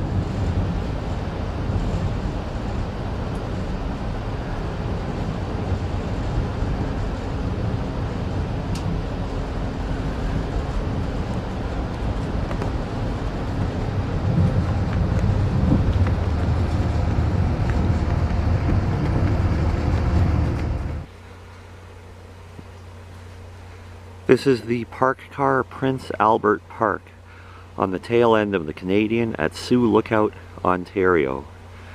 This is the dome car that's put on the train for sleeping car passengers.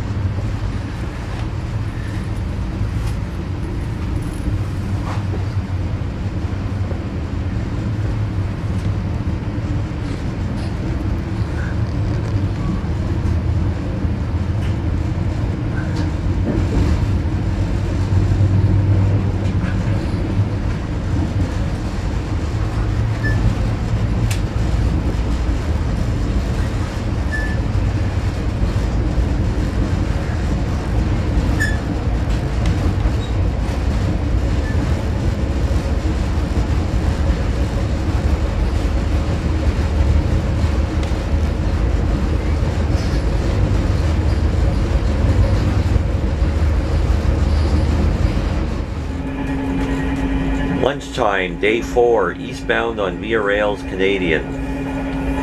Beef burger for lunch, quinoa salad. And for dessert, blueberry crumble with ice cream.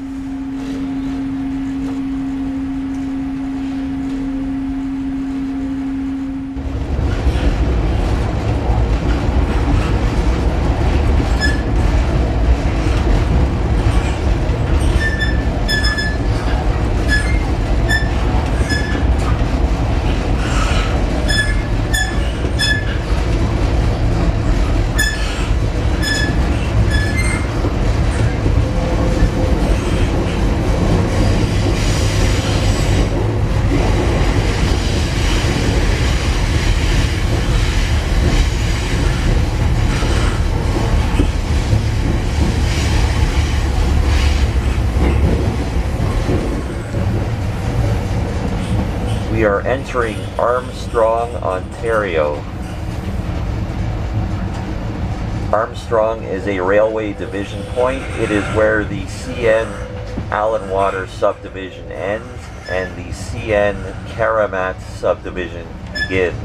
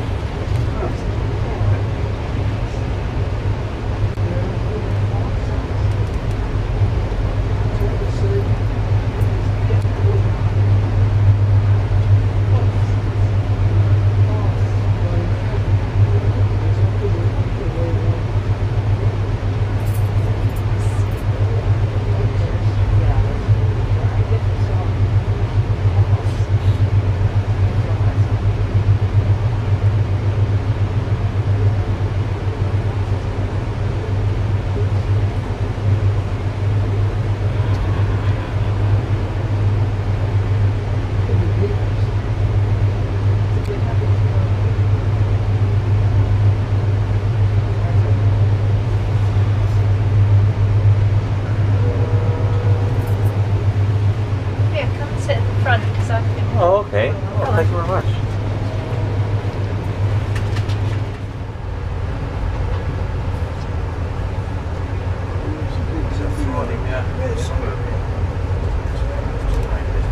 Okay. Kina. Nakina. Ontario.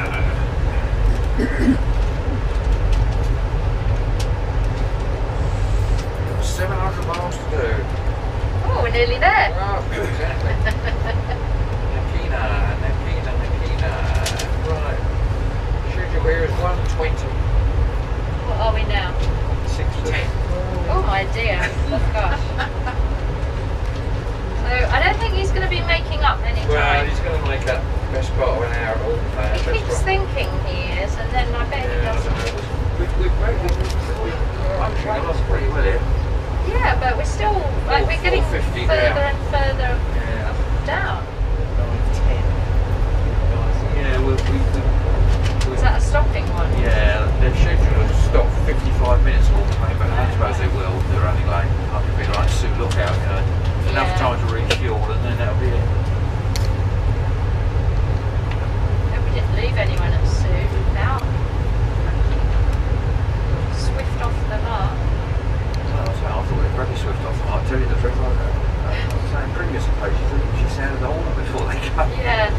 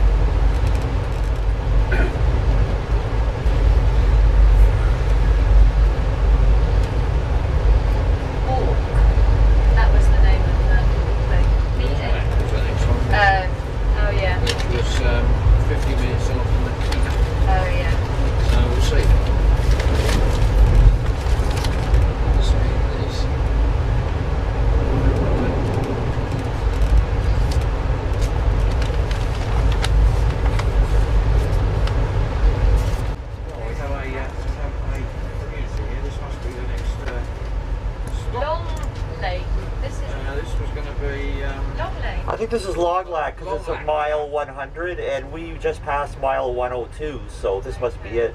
This is Loglac, Yeah. The schedule on here is 11 minutes past 2, but that's all fairly academic. So it's like a new bridge here. Bloody hell. There used to be a ferry here. Is that a train track then? No, that's a road. Yeah, the bridge over. It's a long way. That's what the dress was. Anything else? Oh, it is up here.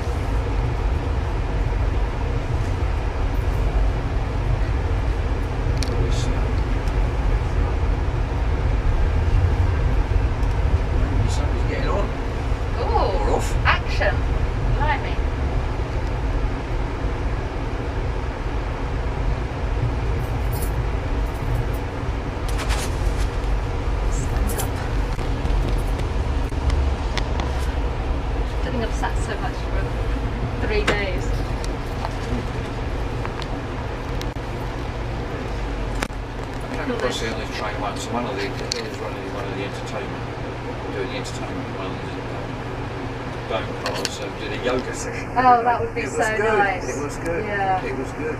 Yeah. We're climbing down here. What's going on here? The driver's getting out. He got out earlier. He's not allowed out twice. I don't think it's a crew change. Probably had a week back. Oh yeah, that'd be it. Can't blame him then. Someone's getting up. There's a passenger getting up. There's a passenger getting up. Ah, passengers getting off. Yeah. Two passengers getting up. Two passengers Oh, getting yeah, off. that's me. Busy, busy, busy. Ah, it's all happening. See that? Yeah. Oh, yes.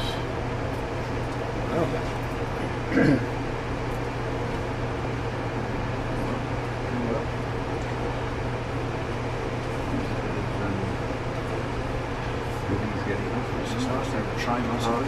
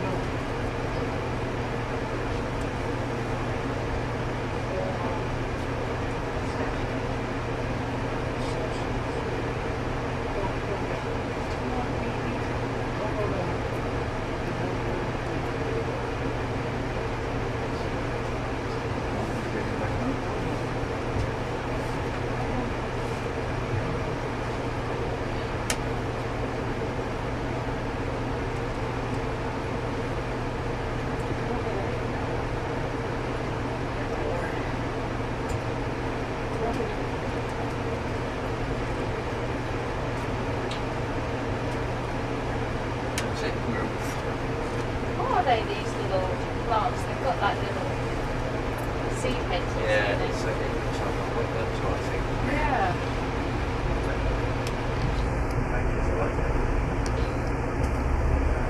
Oh, like they're a marsh. Yeah, Rush, yes. Oh, it's not like snowy.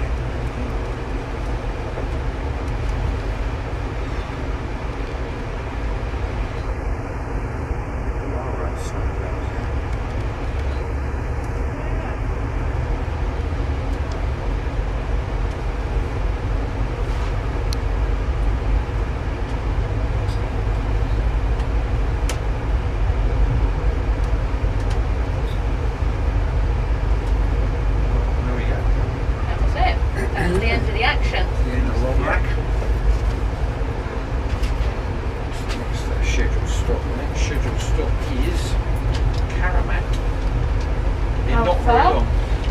On the timing on here, it's only 2:30 in the morning. 100 miles. That's the Horn Pain. But the next stop on this is Karamat, which is about 20 minutes away. Only if somebody wants to get off. Yeah, and I'll get on. There's another one called Hillsport near Horn Pain. We average 50 miles an hour. 100 miles. How many miles an hour do we go?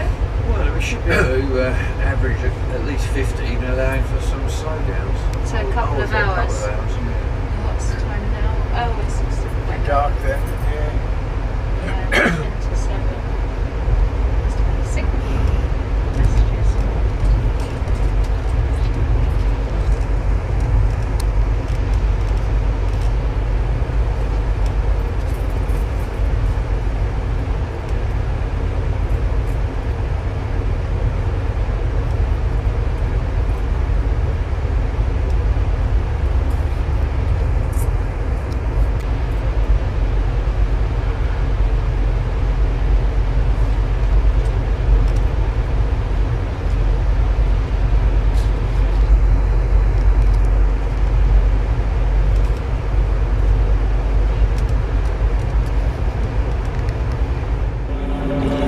Day 4 and dinner time on the Canadian. No alarms. Temperature 3C. Total axle 5.2. Speed 6.9. So potato encrusted cod with mashed potatoes and veg, half eaten in this case, and chicken Florentine with mashed potato and veg. And for dessert, key lime cheesecake.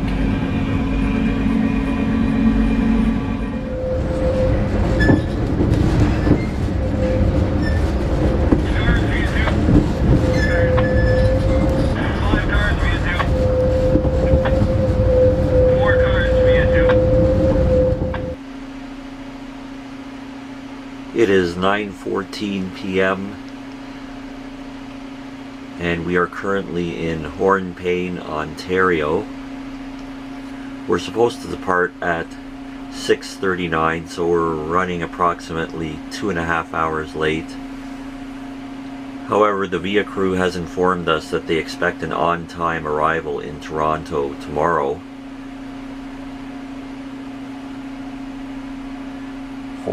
for about 2:30 p.m.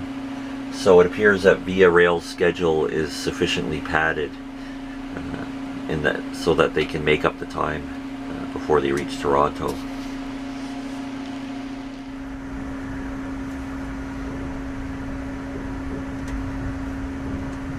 We are now departing Hornpain, Ontario. Hornpain is where the Karamat subdivision ends and Sien's Ruel subdivision begins.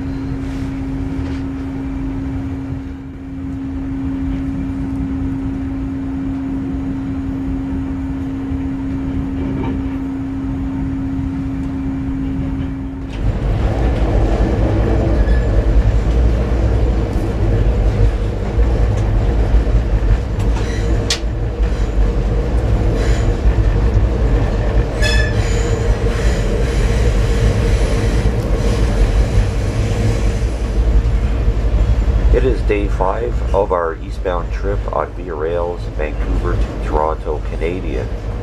We have just left the town of Parry Sound, Ontario on Georgian Bay. During the night at 4 a.m. we passed the town of Capriole. Capriole is where CN's Ruel subdivision ends and CN's Bala subdivision begins. So we are now on CN's Bala subdivision. Around 4:45 a.m. we passed the town of Sudbury, Ontario, the mining town of Sudbury, Ontario.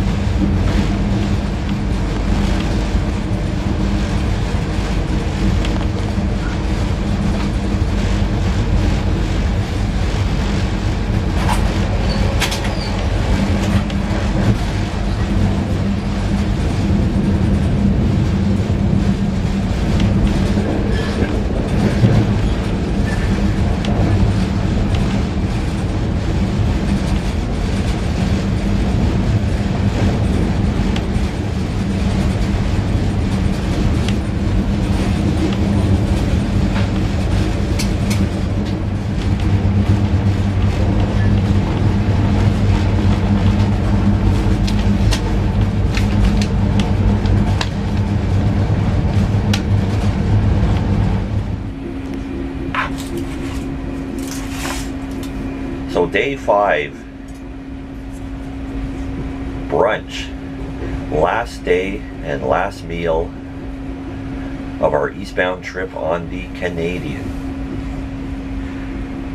It is once again Via Rail's transcontinental breakfast, eggs over medium, bacon, hash browns, fruit, toast, and orange juice, plus a muffin.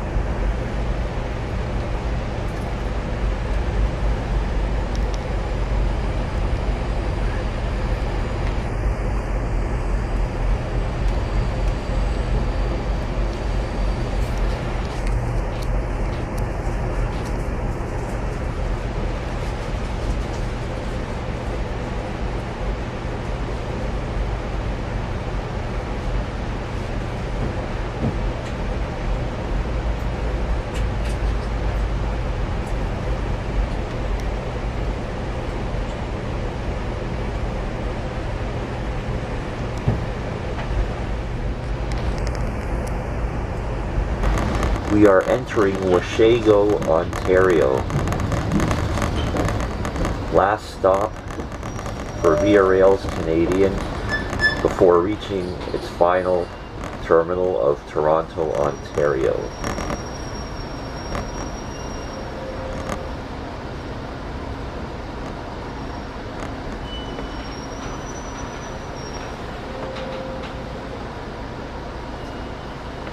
Perfect, bro. Okay, right on. Keep your doors left-hand side on the complete stop. Okay, put doors on left-hand side, I think.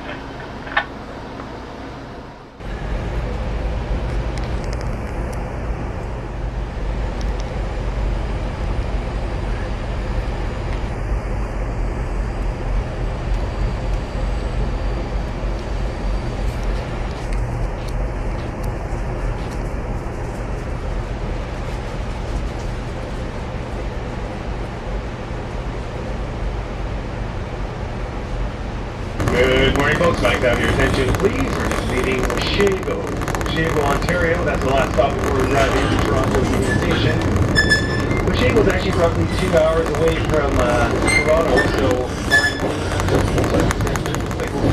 roughly 1 p.m. 1 p.m. Eastern Standard Time. Once again, that's barring any unforeseen circumstances or any freight trains getting in our way. As long as we have a straight run, it should be roughly an hour and a half early into the station. Thank you very much. Great, I'm going a little too for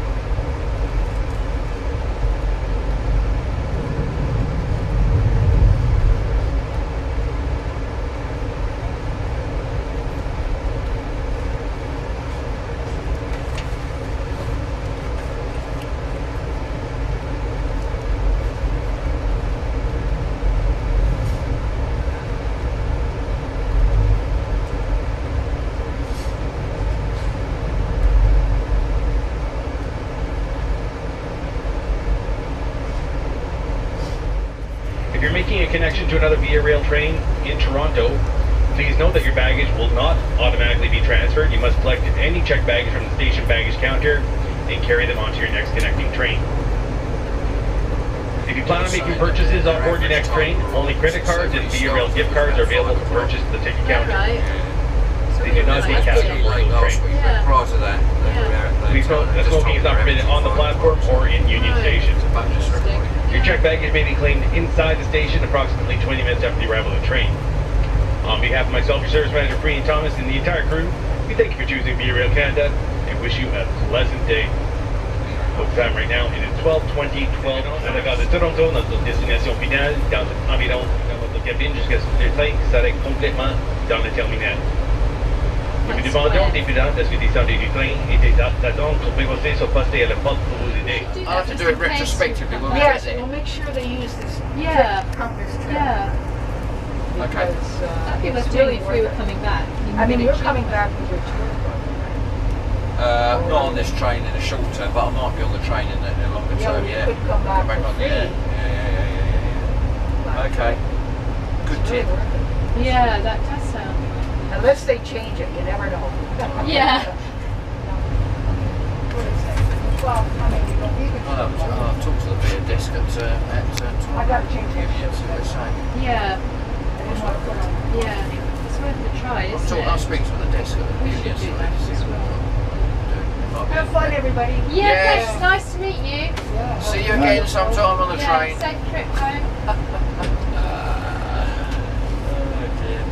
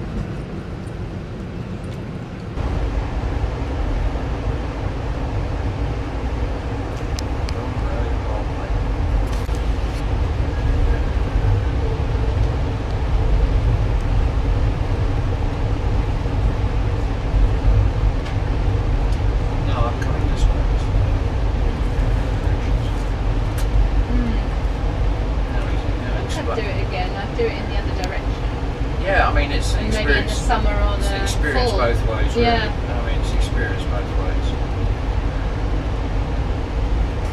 Either way on this, you don't see much of the Vancouver Kamloops section, really. Yeah.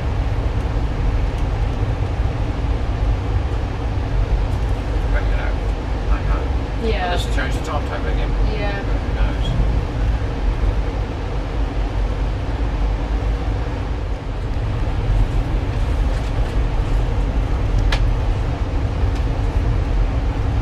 It was quite nice being in Whistler for a bit, wasn't it? First? It was quite nice being in Whistler first. So you're going down, going down to Niagara now? Yeah, well, we're going to stay with some friends here for a couple of nights. Yeah. See my cousins. Right. And then It's down Niagara to before it. It's Niagara. Yeah, not in the winter, never in the winter. I like Niagara on the lake. Yeah, yeah.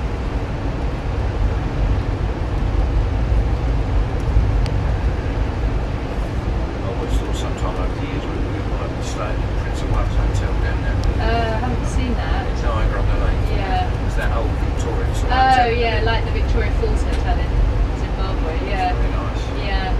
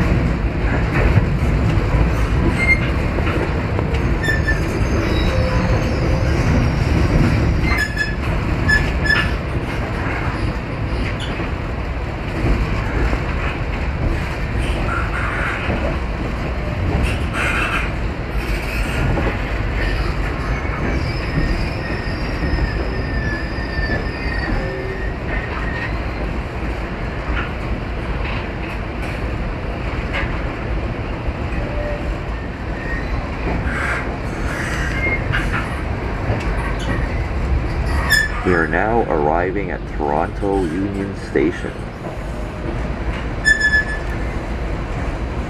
See the Royal York Hotel just to the left of center in the picture there.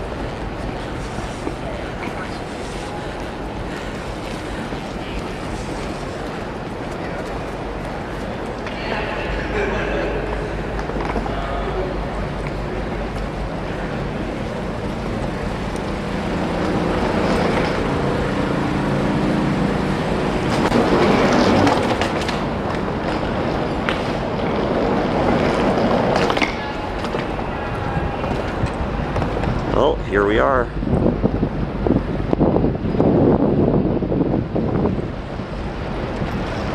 Toronto Union Station.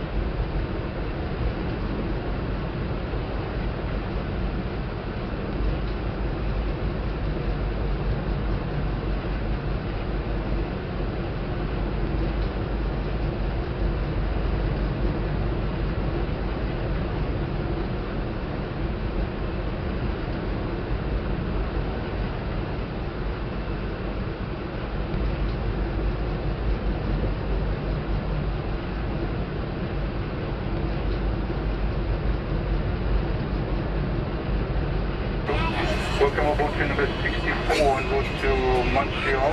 Stops at Onboard, Shore, Cover, occupied seating car shown on your boarding pass. Also, too, Please set your phone to vibrate and use headphones with all electronic devices.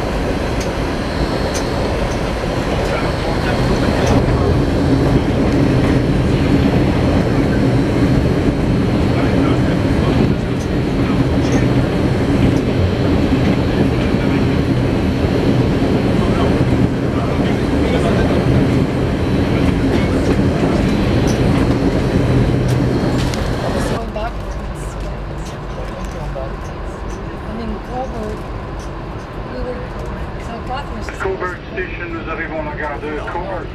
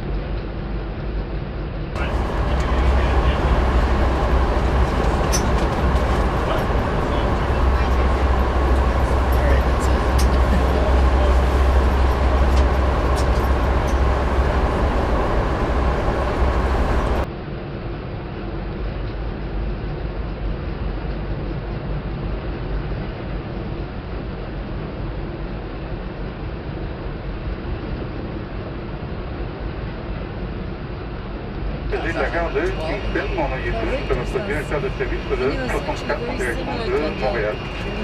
Avant de suivre la week-end, tout est parti vers la gare de Kingston. Pour votre sécurité, veuillez vous familiariser avec les configurations de votre voiture en lisant le dépliant, puis dans la pochette du siège devant vous et en repérant les sorties de cette toilette très près. Veuillez s'il vous plaît avoir votre ticket prêt pour la validation, passez un bon voyage.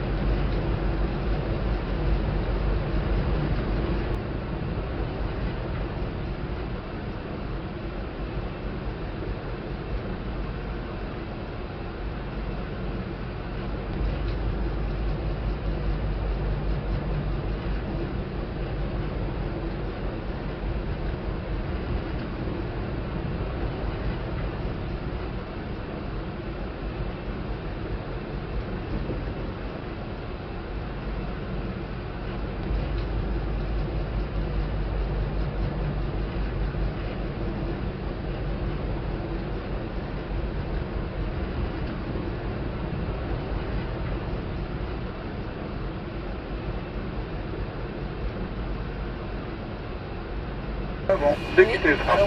Aussi portez une attention particulière à l'espace entre le train et le quai lorsque vous descendez et marchez au centre du quai loin des lignes jaunes. Au nom de l'Air Canada et de tout l'équipage, nous sommes ravis de vous avoir accueillis aujourd'hui et au plaisir de vous servir. À bientôt. Your attention please, we will be arriving at Montreal Central Station, our final destination in approximately 10 minutes. For your safety, we ask that you remain seated until it's been counted a complete stop in the terminal, and please be sure that you have all your personal belongings before leaving the train. Please mind the gap between the train and platform while exiting and walk in the middle of the platform away from the yellow lines. On behalf of Air Canada and Intercruit, it has been a pleasure having you aboard with us today. We look forward to serving you again soon.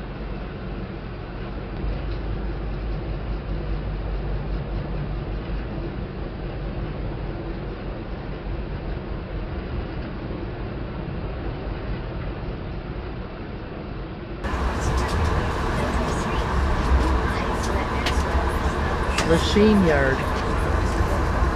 I'm familiar with this place.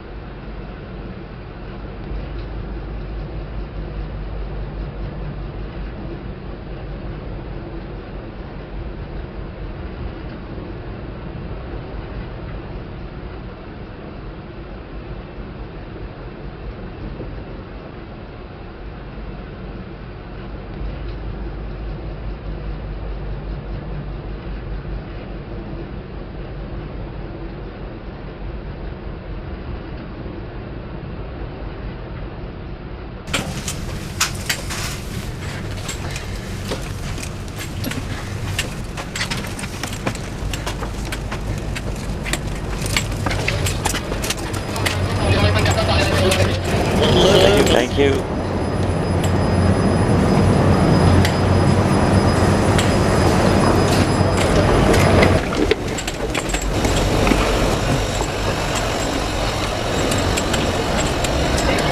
So we've arrived in Montreal and we're heading to the Panorama Lounge, which is Via Rail's first class lounge for sleeping car passengers.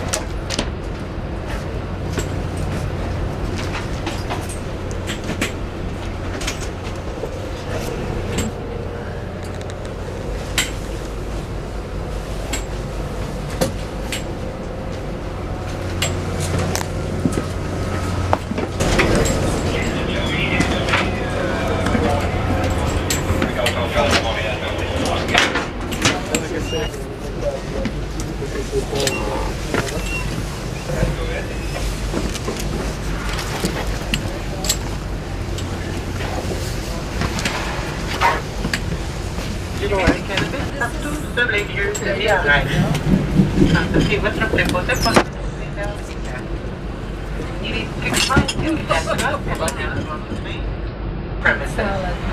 consult with your attendant for specific times. I'm having the capa. It is strictly forbidden to consume personal alcoholic beverages while on board in open areas. Yeah, sounds good. Disrespect.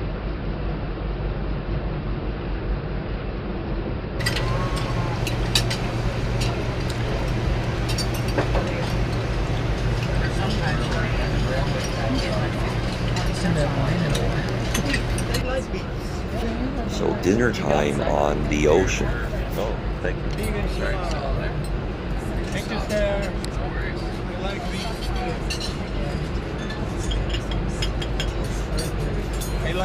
Take a picture? Beet salad, Chardonnay, You're nice. white wine, Hi, sorry. Yes. and a vegan salad. I think we lost it.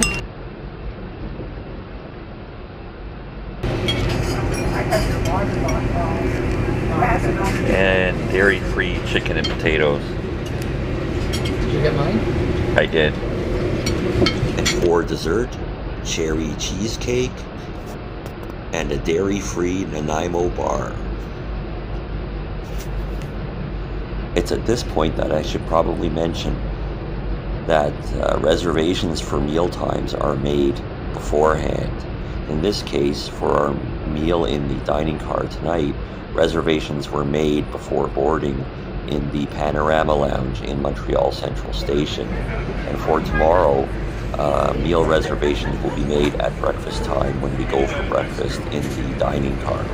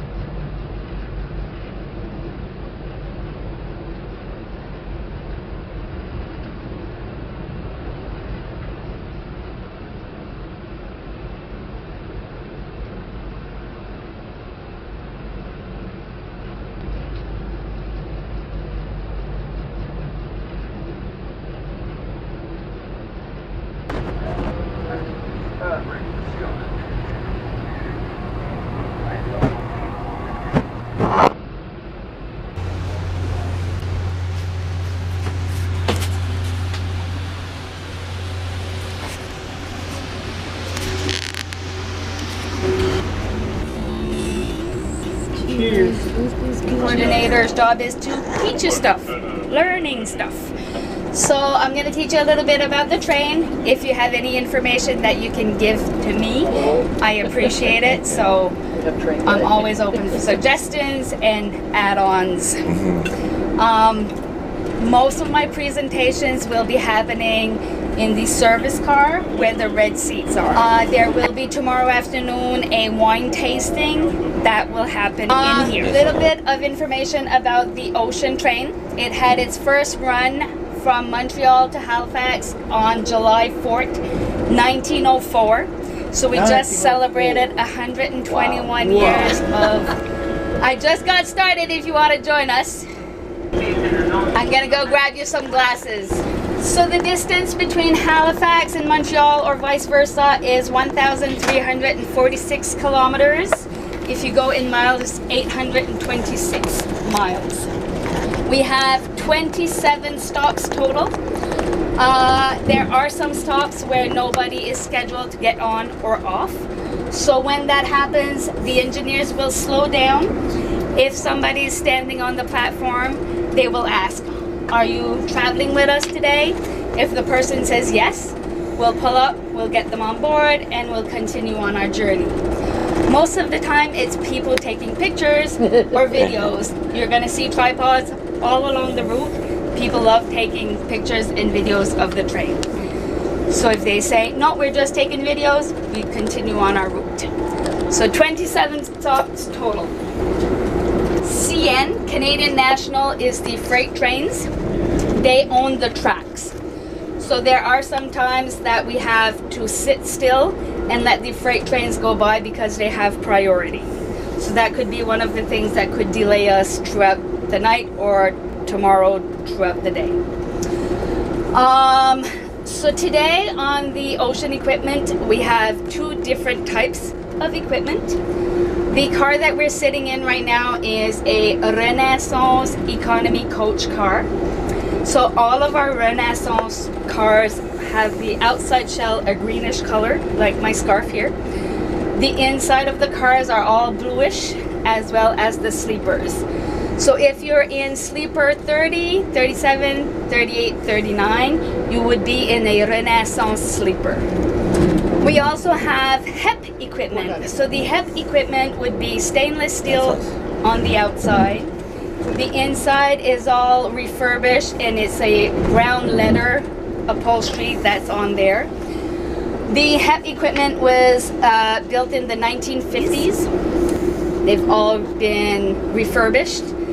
They've all been insulated to sustain winter conditions. The Renaissance equipment was built for the Channel in England.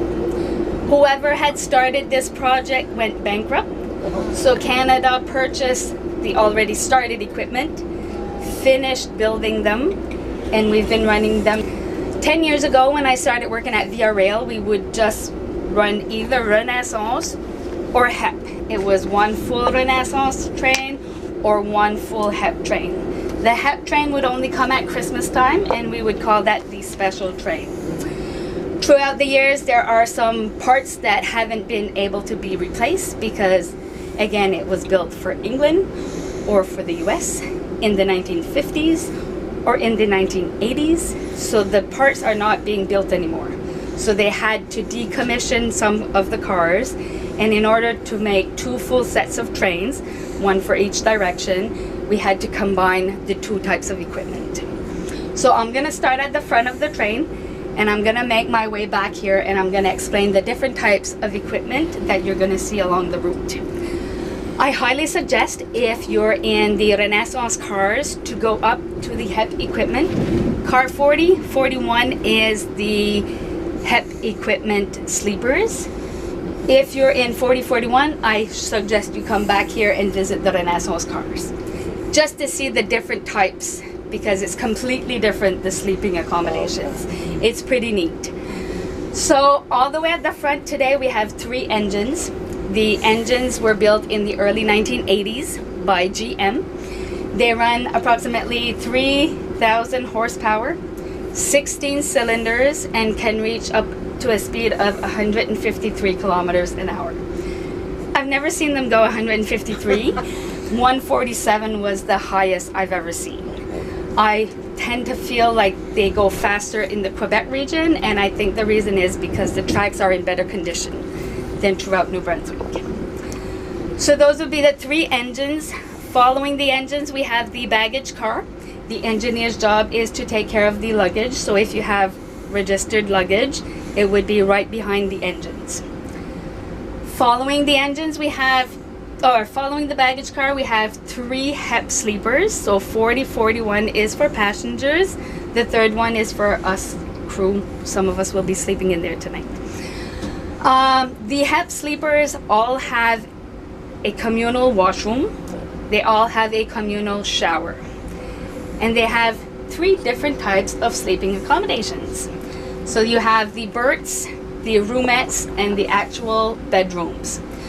So we'll start with the berths. We have three lower, three upper.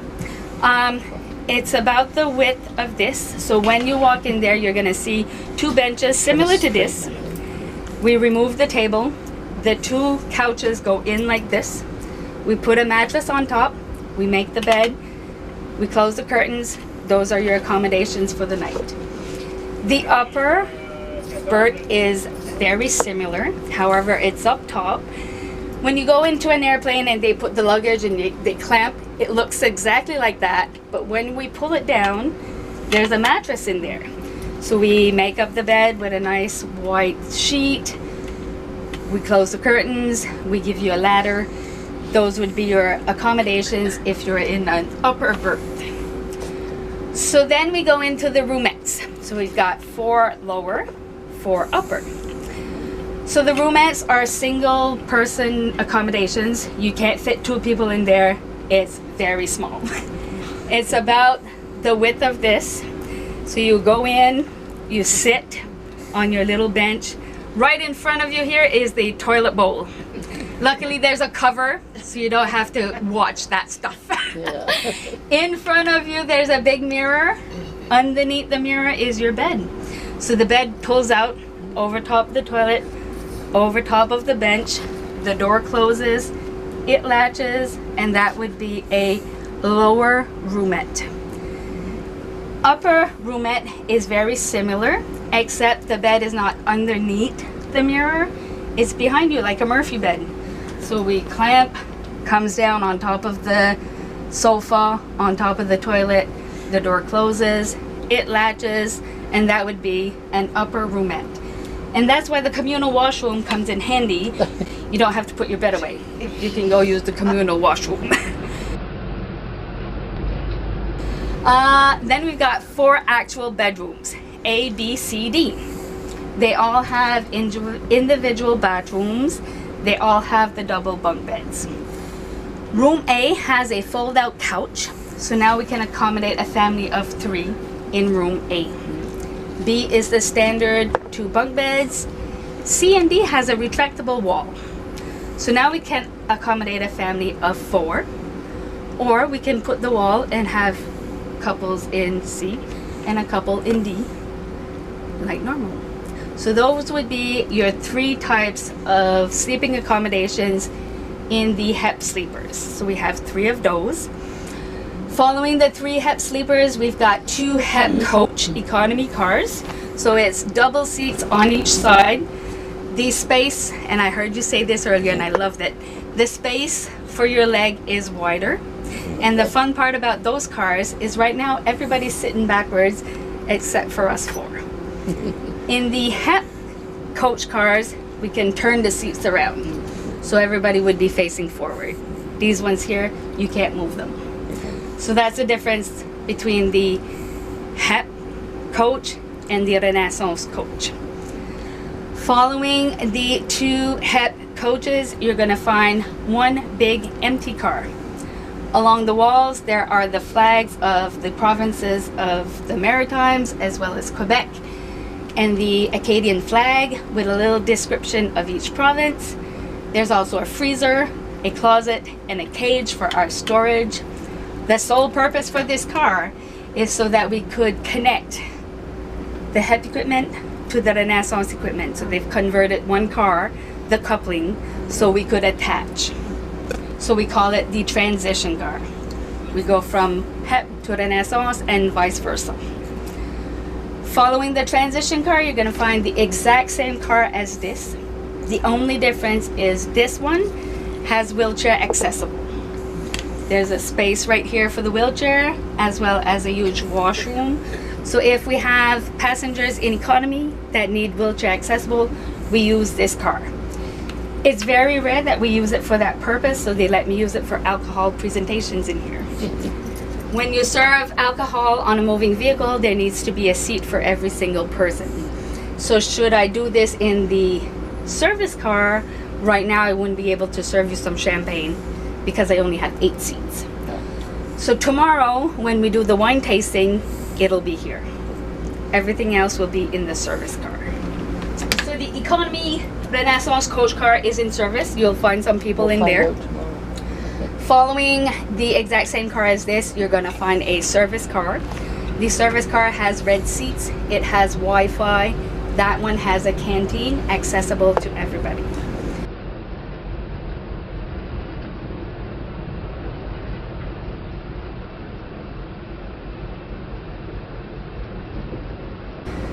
Following the service car, you have the dining car. Most of you probably had dinner already there, right? Perfect. Breakfast tomorrow morning is first come, first serve. Starts at 6 Eastern time. Goes about till 8:39. They'll make an announcement 30 minutes before closing for breakfast. They'll say last call for breakfast.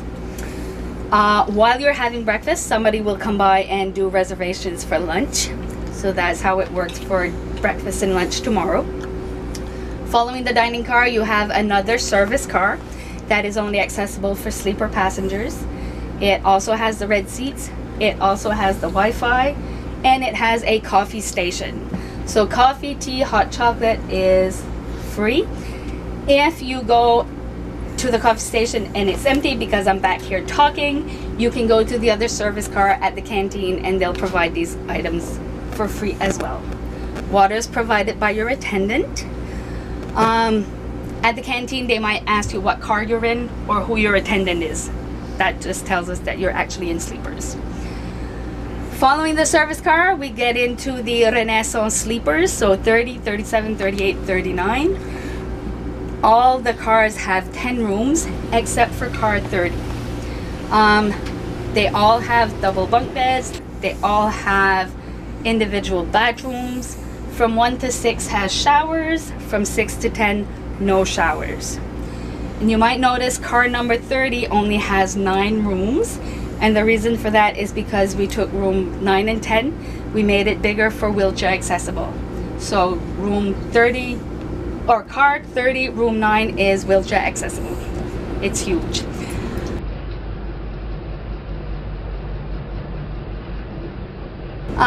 And then we have this car here, which is a economy coach car for wheelchair accessible, used by me for alcohol stuff.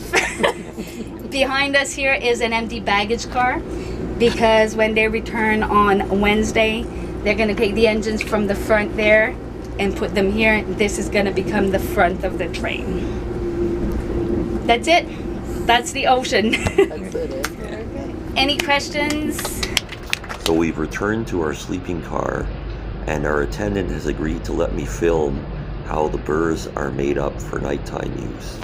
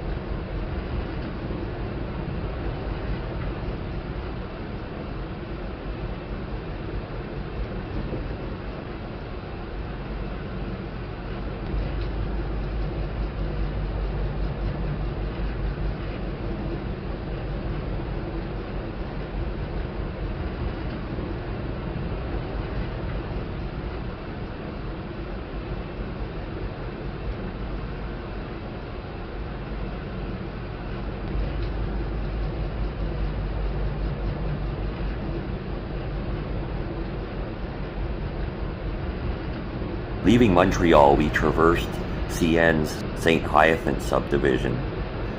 Since passing the town of St. Hyacinthe, our train is now on the CN Drummondville subdivision.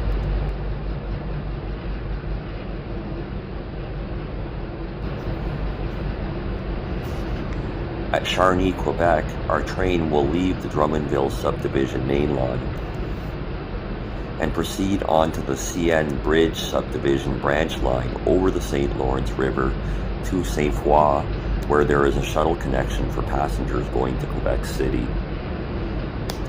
A point of fact is that the Quebec Bridge that our train crosses is the longest cantilever bridge in the world.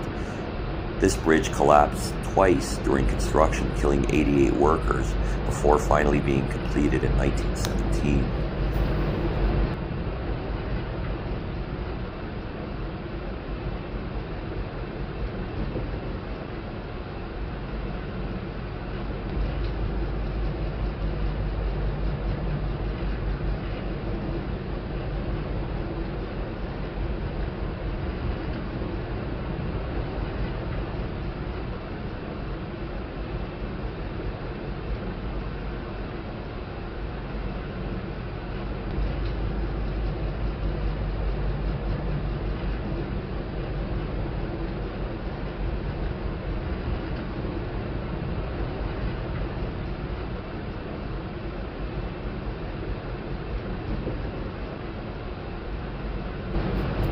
After stopping at Saint Foy, the train will then reverse back over the bridge sub and onto the main line at Charny.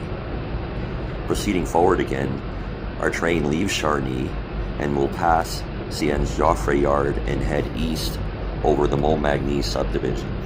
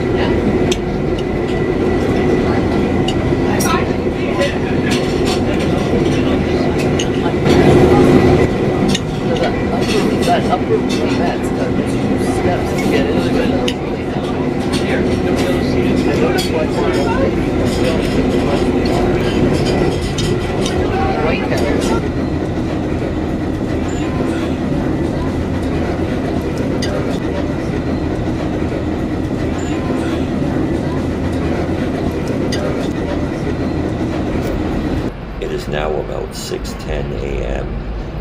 Eastern Time, and our train is now traveling through the Matapedia River Valley in eastern Quebec. Breakfast will be first come, first served, starting around 6:30 a.m. But before we go to breakfast, I'm going to film some footage of the valley and Matapedia area.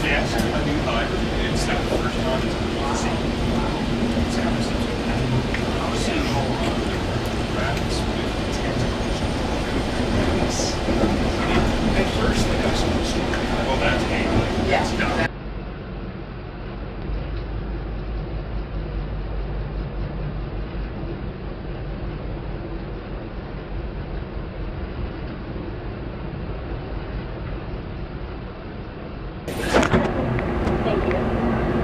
I'm home. Yeah. Well, thank you.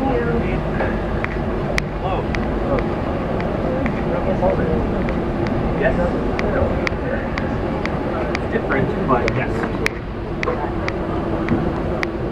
4 bucks.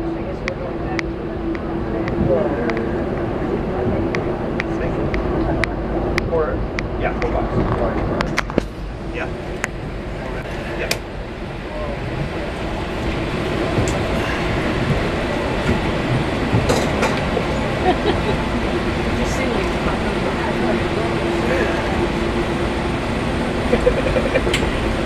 Tricky stuff.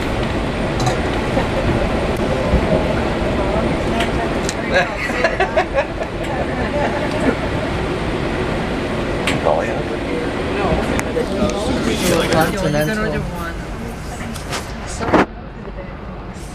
They come with berries and sauce. Turkey sauce. I've seen sometimes people get four. They get the pancakes, but they want fruit as well. Yeah, but the pancake comes with some kind of food. I gotta take a picture of friends. The train. So breakfast time on the ocean. This is my dairy-free meal. Bacon and egg breakfast sandwich and potatoes.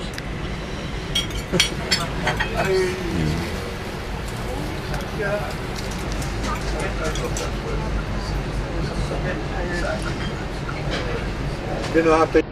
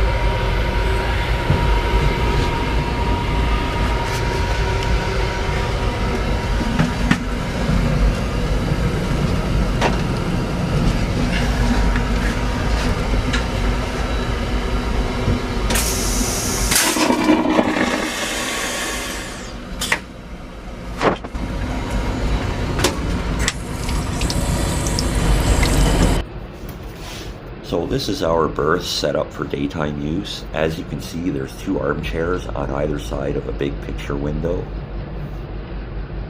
There's mirrors, reading lights, and coat hooks. And luggage can be stored underneath the seats. And I always like to ask our sleeping car attendant to install one of the portable tables that are available for sleeping car passengers traveling in berths. People that like to watch my train videos will know that I like to bring along my scanner, my Uniden scanner, which is programmed for all of the frequencies along the train's route. That way I can hear the head-end crew, the onboard attendants, and the CN dispatchers.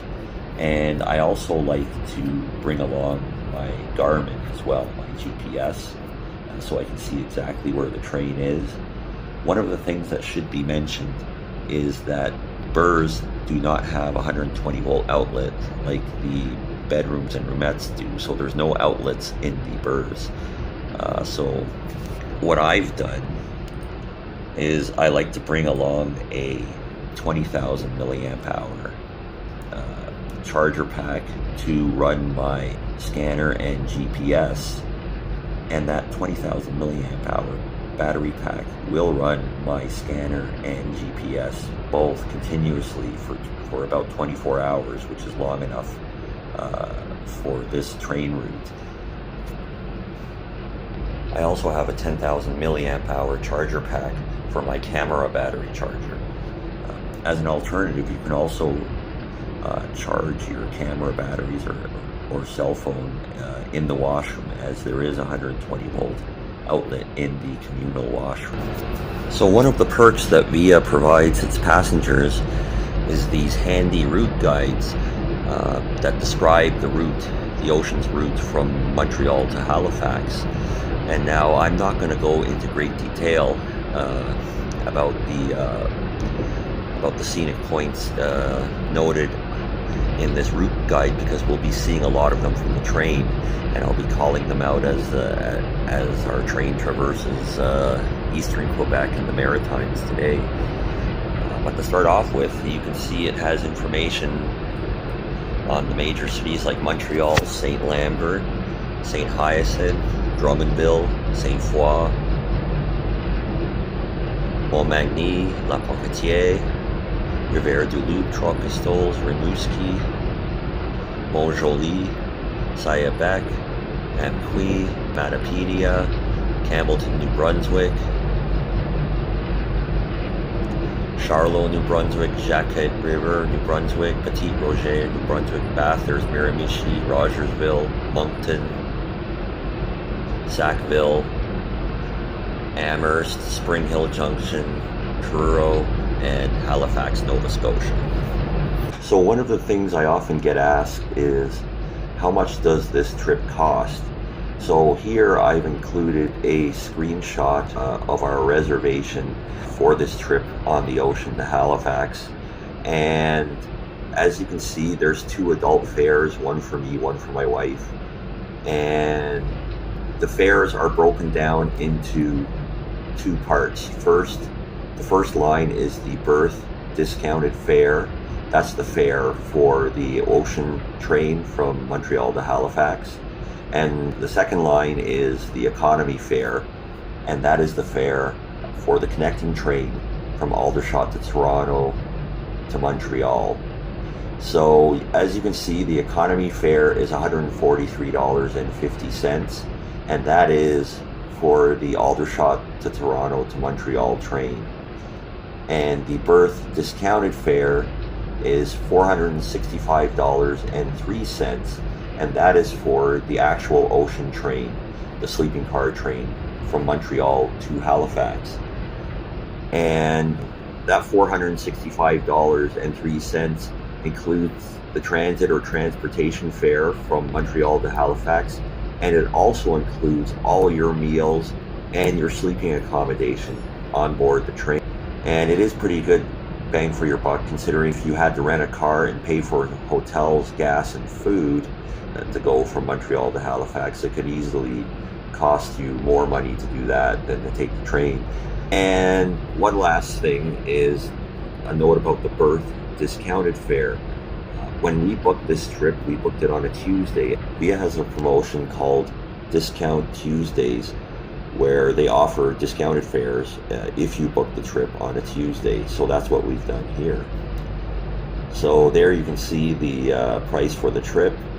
And actually, one final thing is at the very bottom, you can see meal prepared with lactose-free ingredients. Via Rail is very good at accommodating people with dietary needs. So if you have any food restrictions or allergies, you should make that known to Via Rail at the time you book your trip, and they will prepare the meals in advance so you could have the correct meal for you on the train.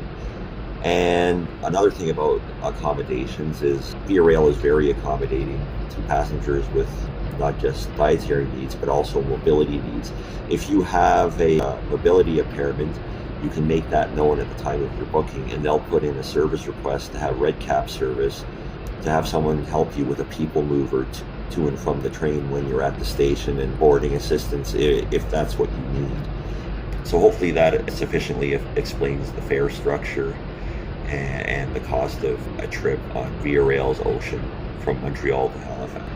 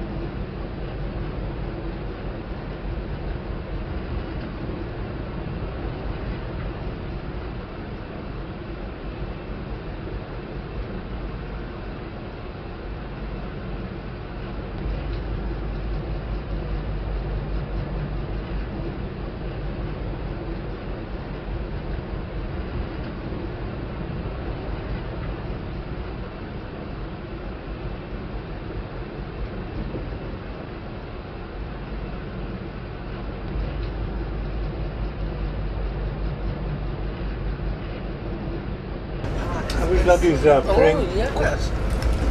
It's the speed from the trees that Get go a by. glass of ice from the top. CN detector, Newcastle, 7-5. No alarms. Temperature 2-0. C. Total axle 8-4. Speed 3-2. So that was a hot box detector. So every several miles along the track there's sensors, and then what they do is they scan the wheel bearings of the train as it goes by to make sure there's no overheated bearings.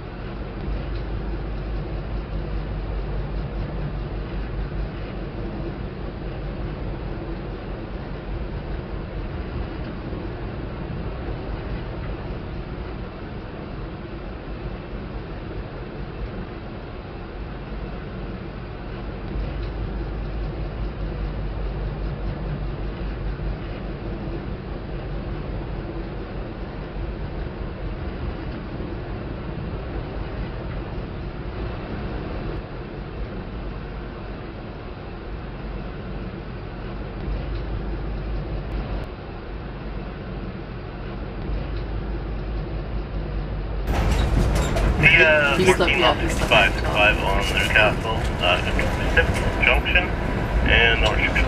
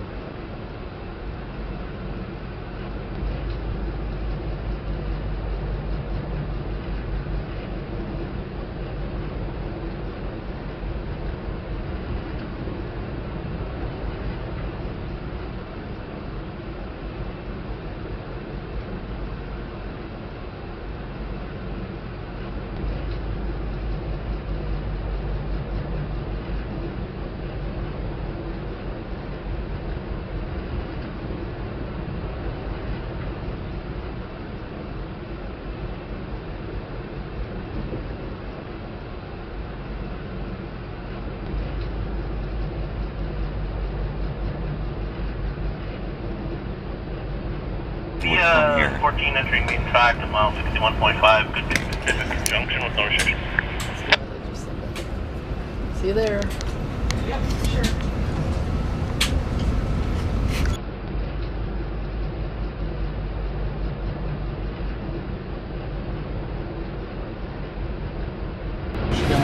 Yes, indeed. I think I'm gonna have that. The lobster roll. Yeah, no, Excuse me, my menu seems to be different from everybody else's. Oh, that just got mixed in. There we go. Thank you. It's a chicken souvlaki that they have for the lactose. So lunchtime and last meal on the ocean. Vegan salad, balsamic glaze, clam chowder, beet salad, lobster roll,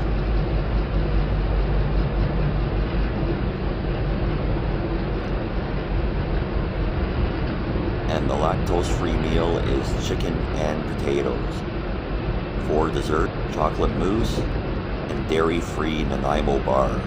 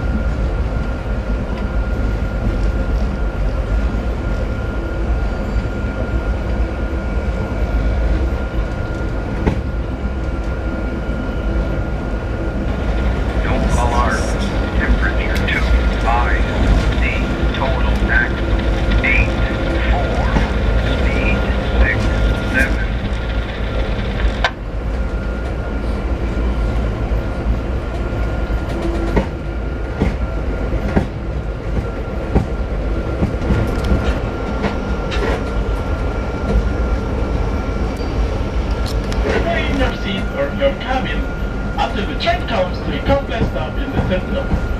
Thank you for choosing the Air Canada. On behalf of the entire crew, we wish you a pleasant day.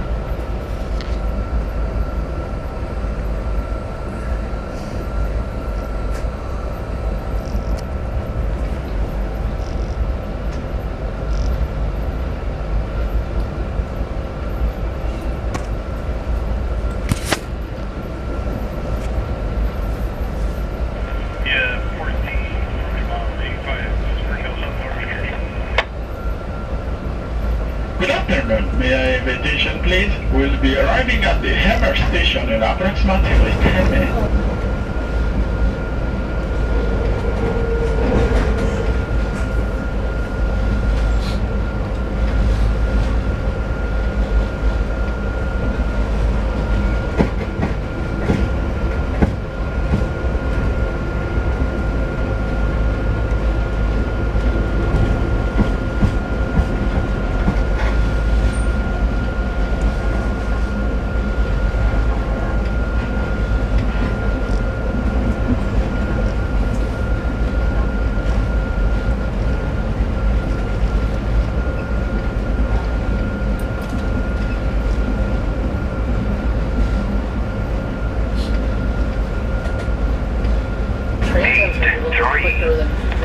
No alarms. Temperature 2-0. C. Total axle 8-4. Speed 5-9.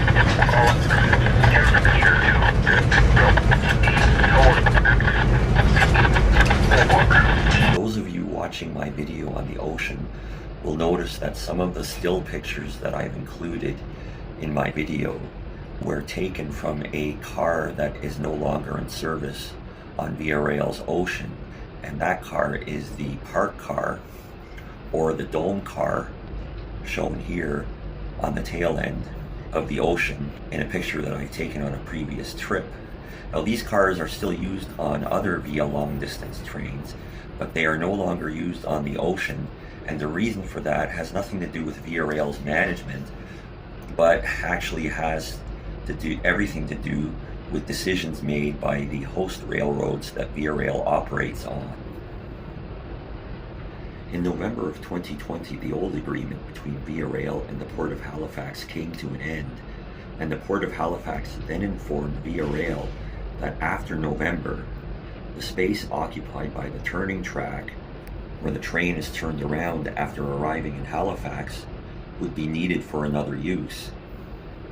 So in most cases, Via Rail does not own the track that its trains run on, but instead pays the host railroads for track access.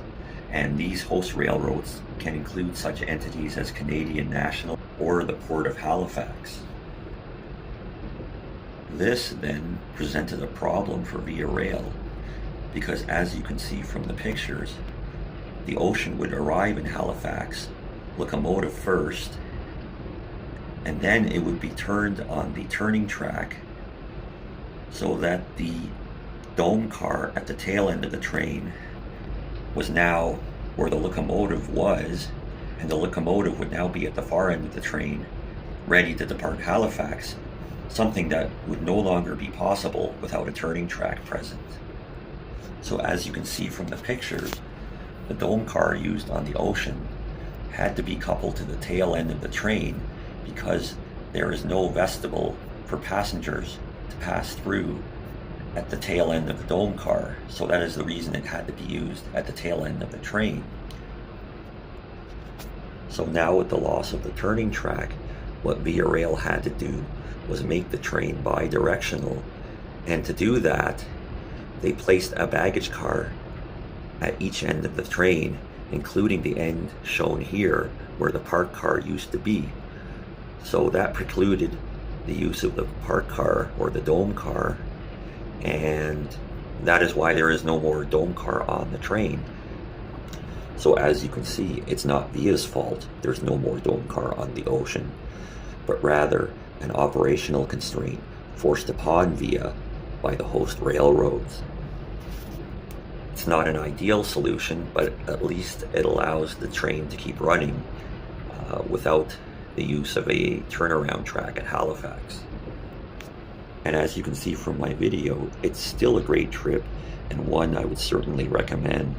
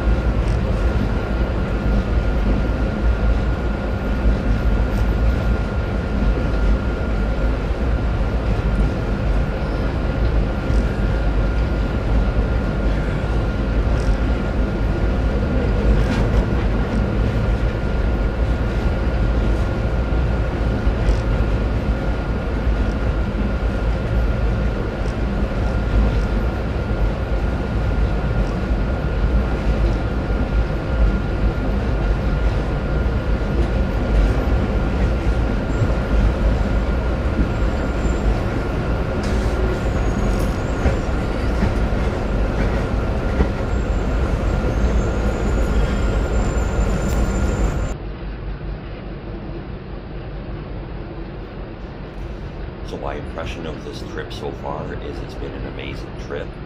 The food was great, the onboard service was great, the scenery was great, and all in all, I highly recommend this trip.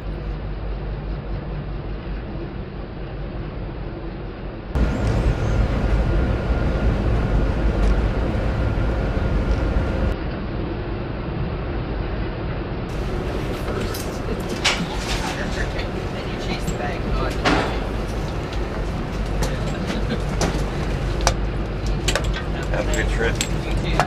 Thanks.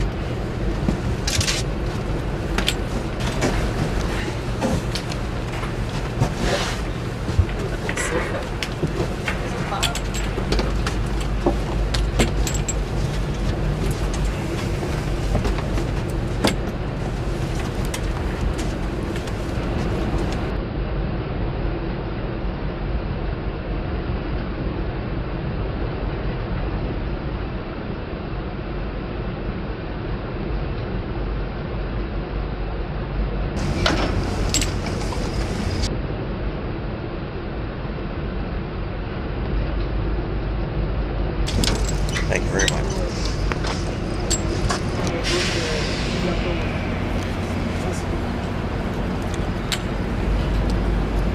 Yeah, we made it.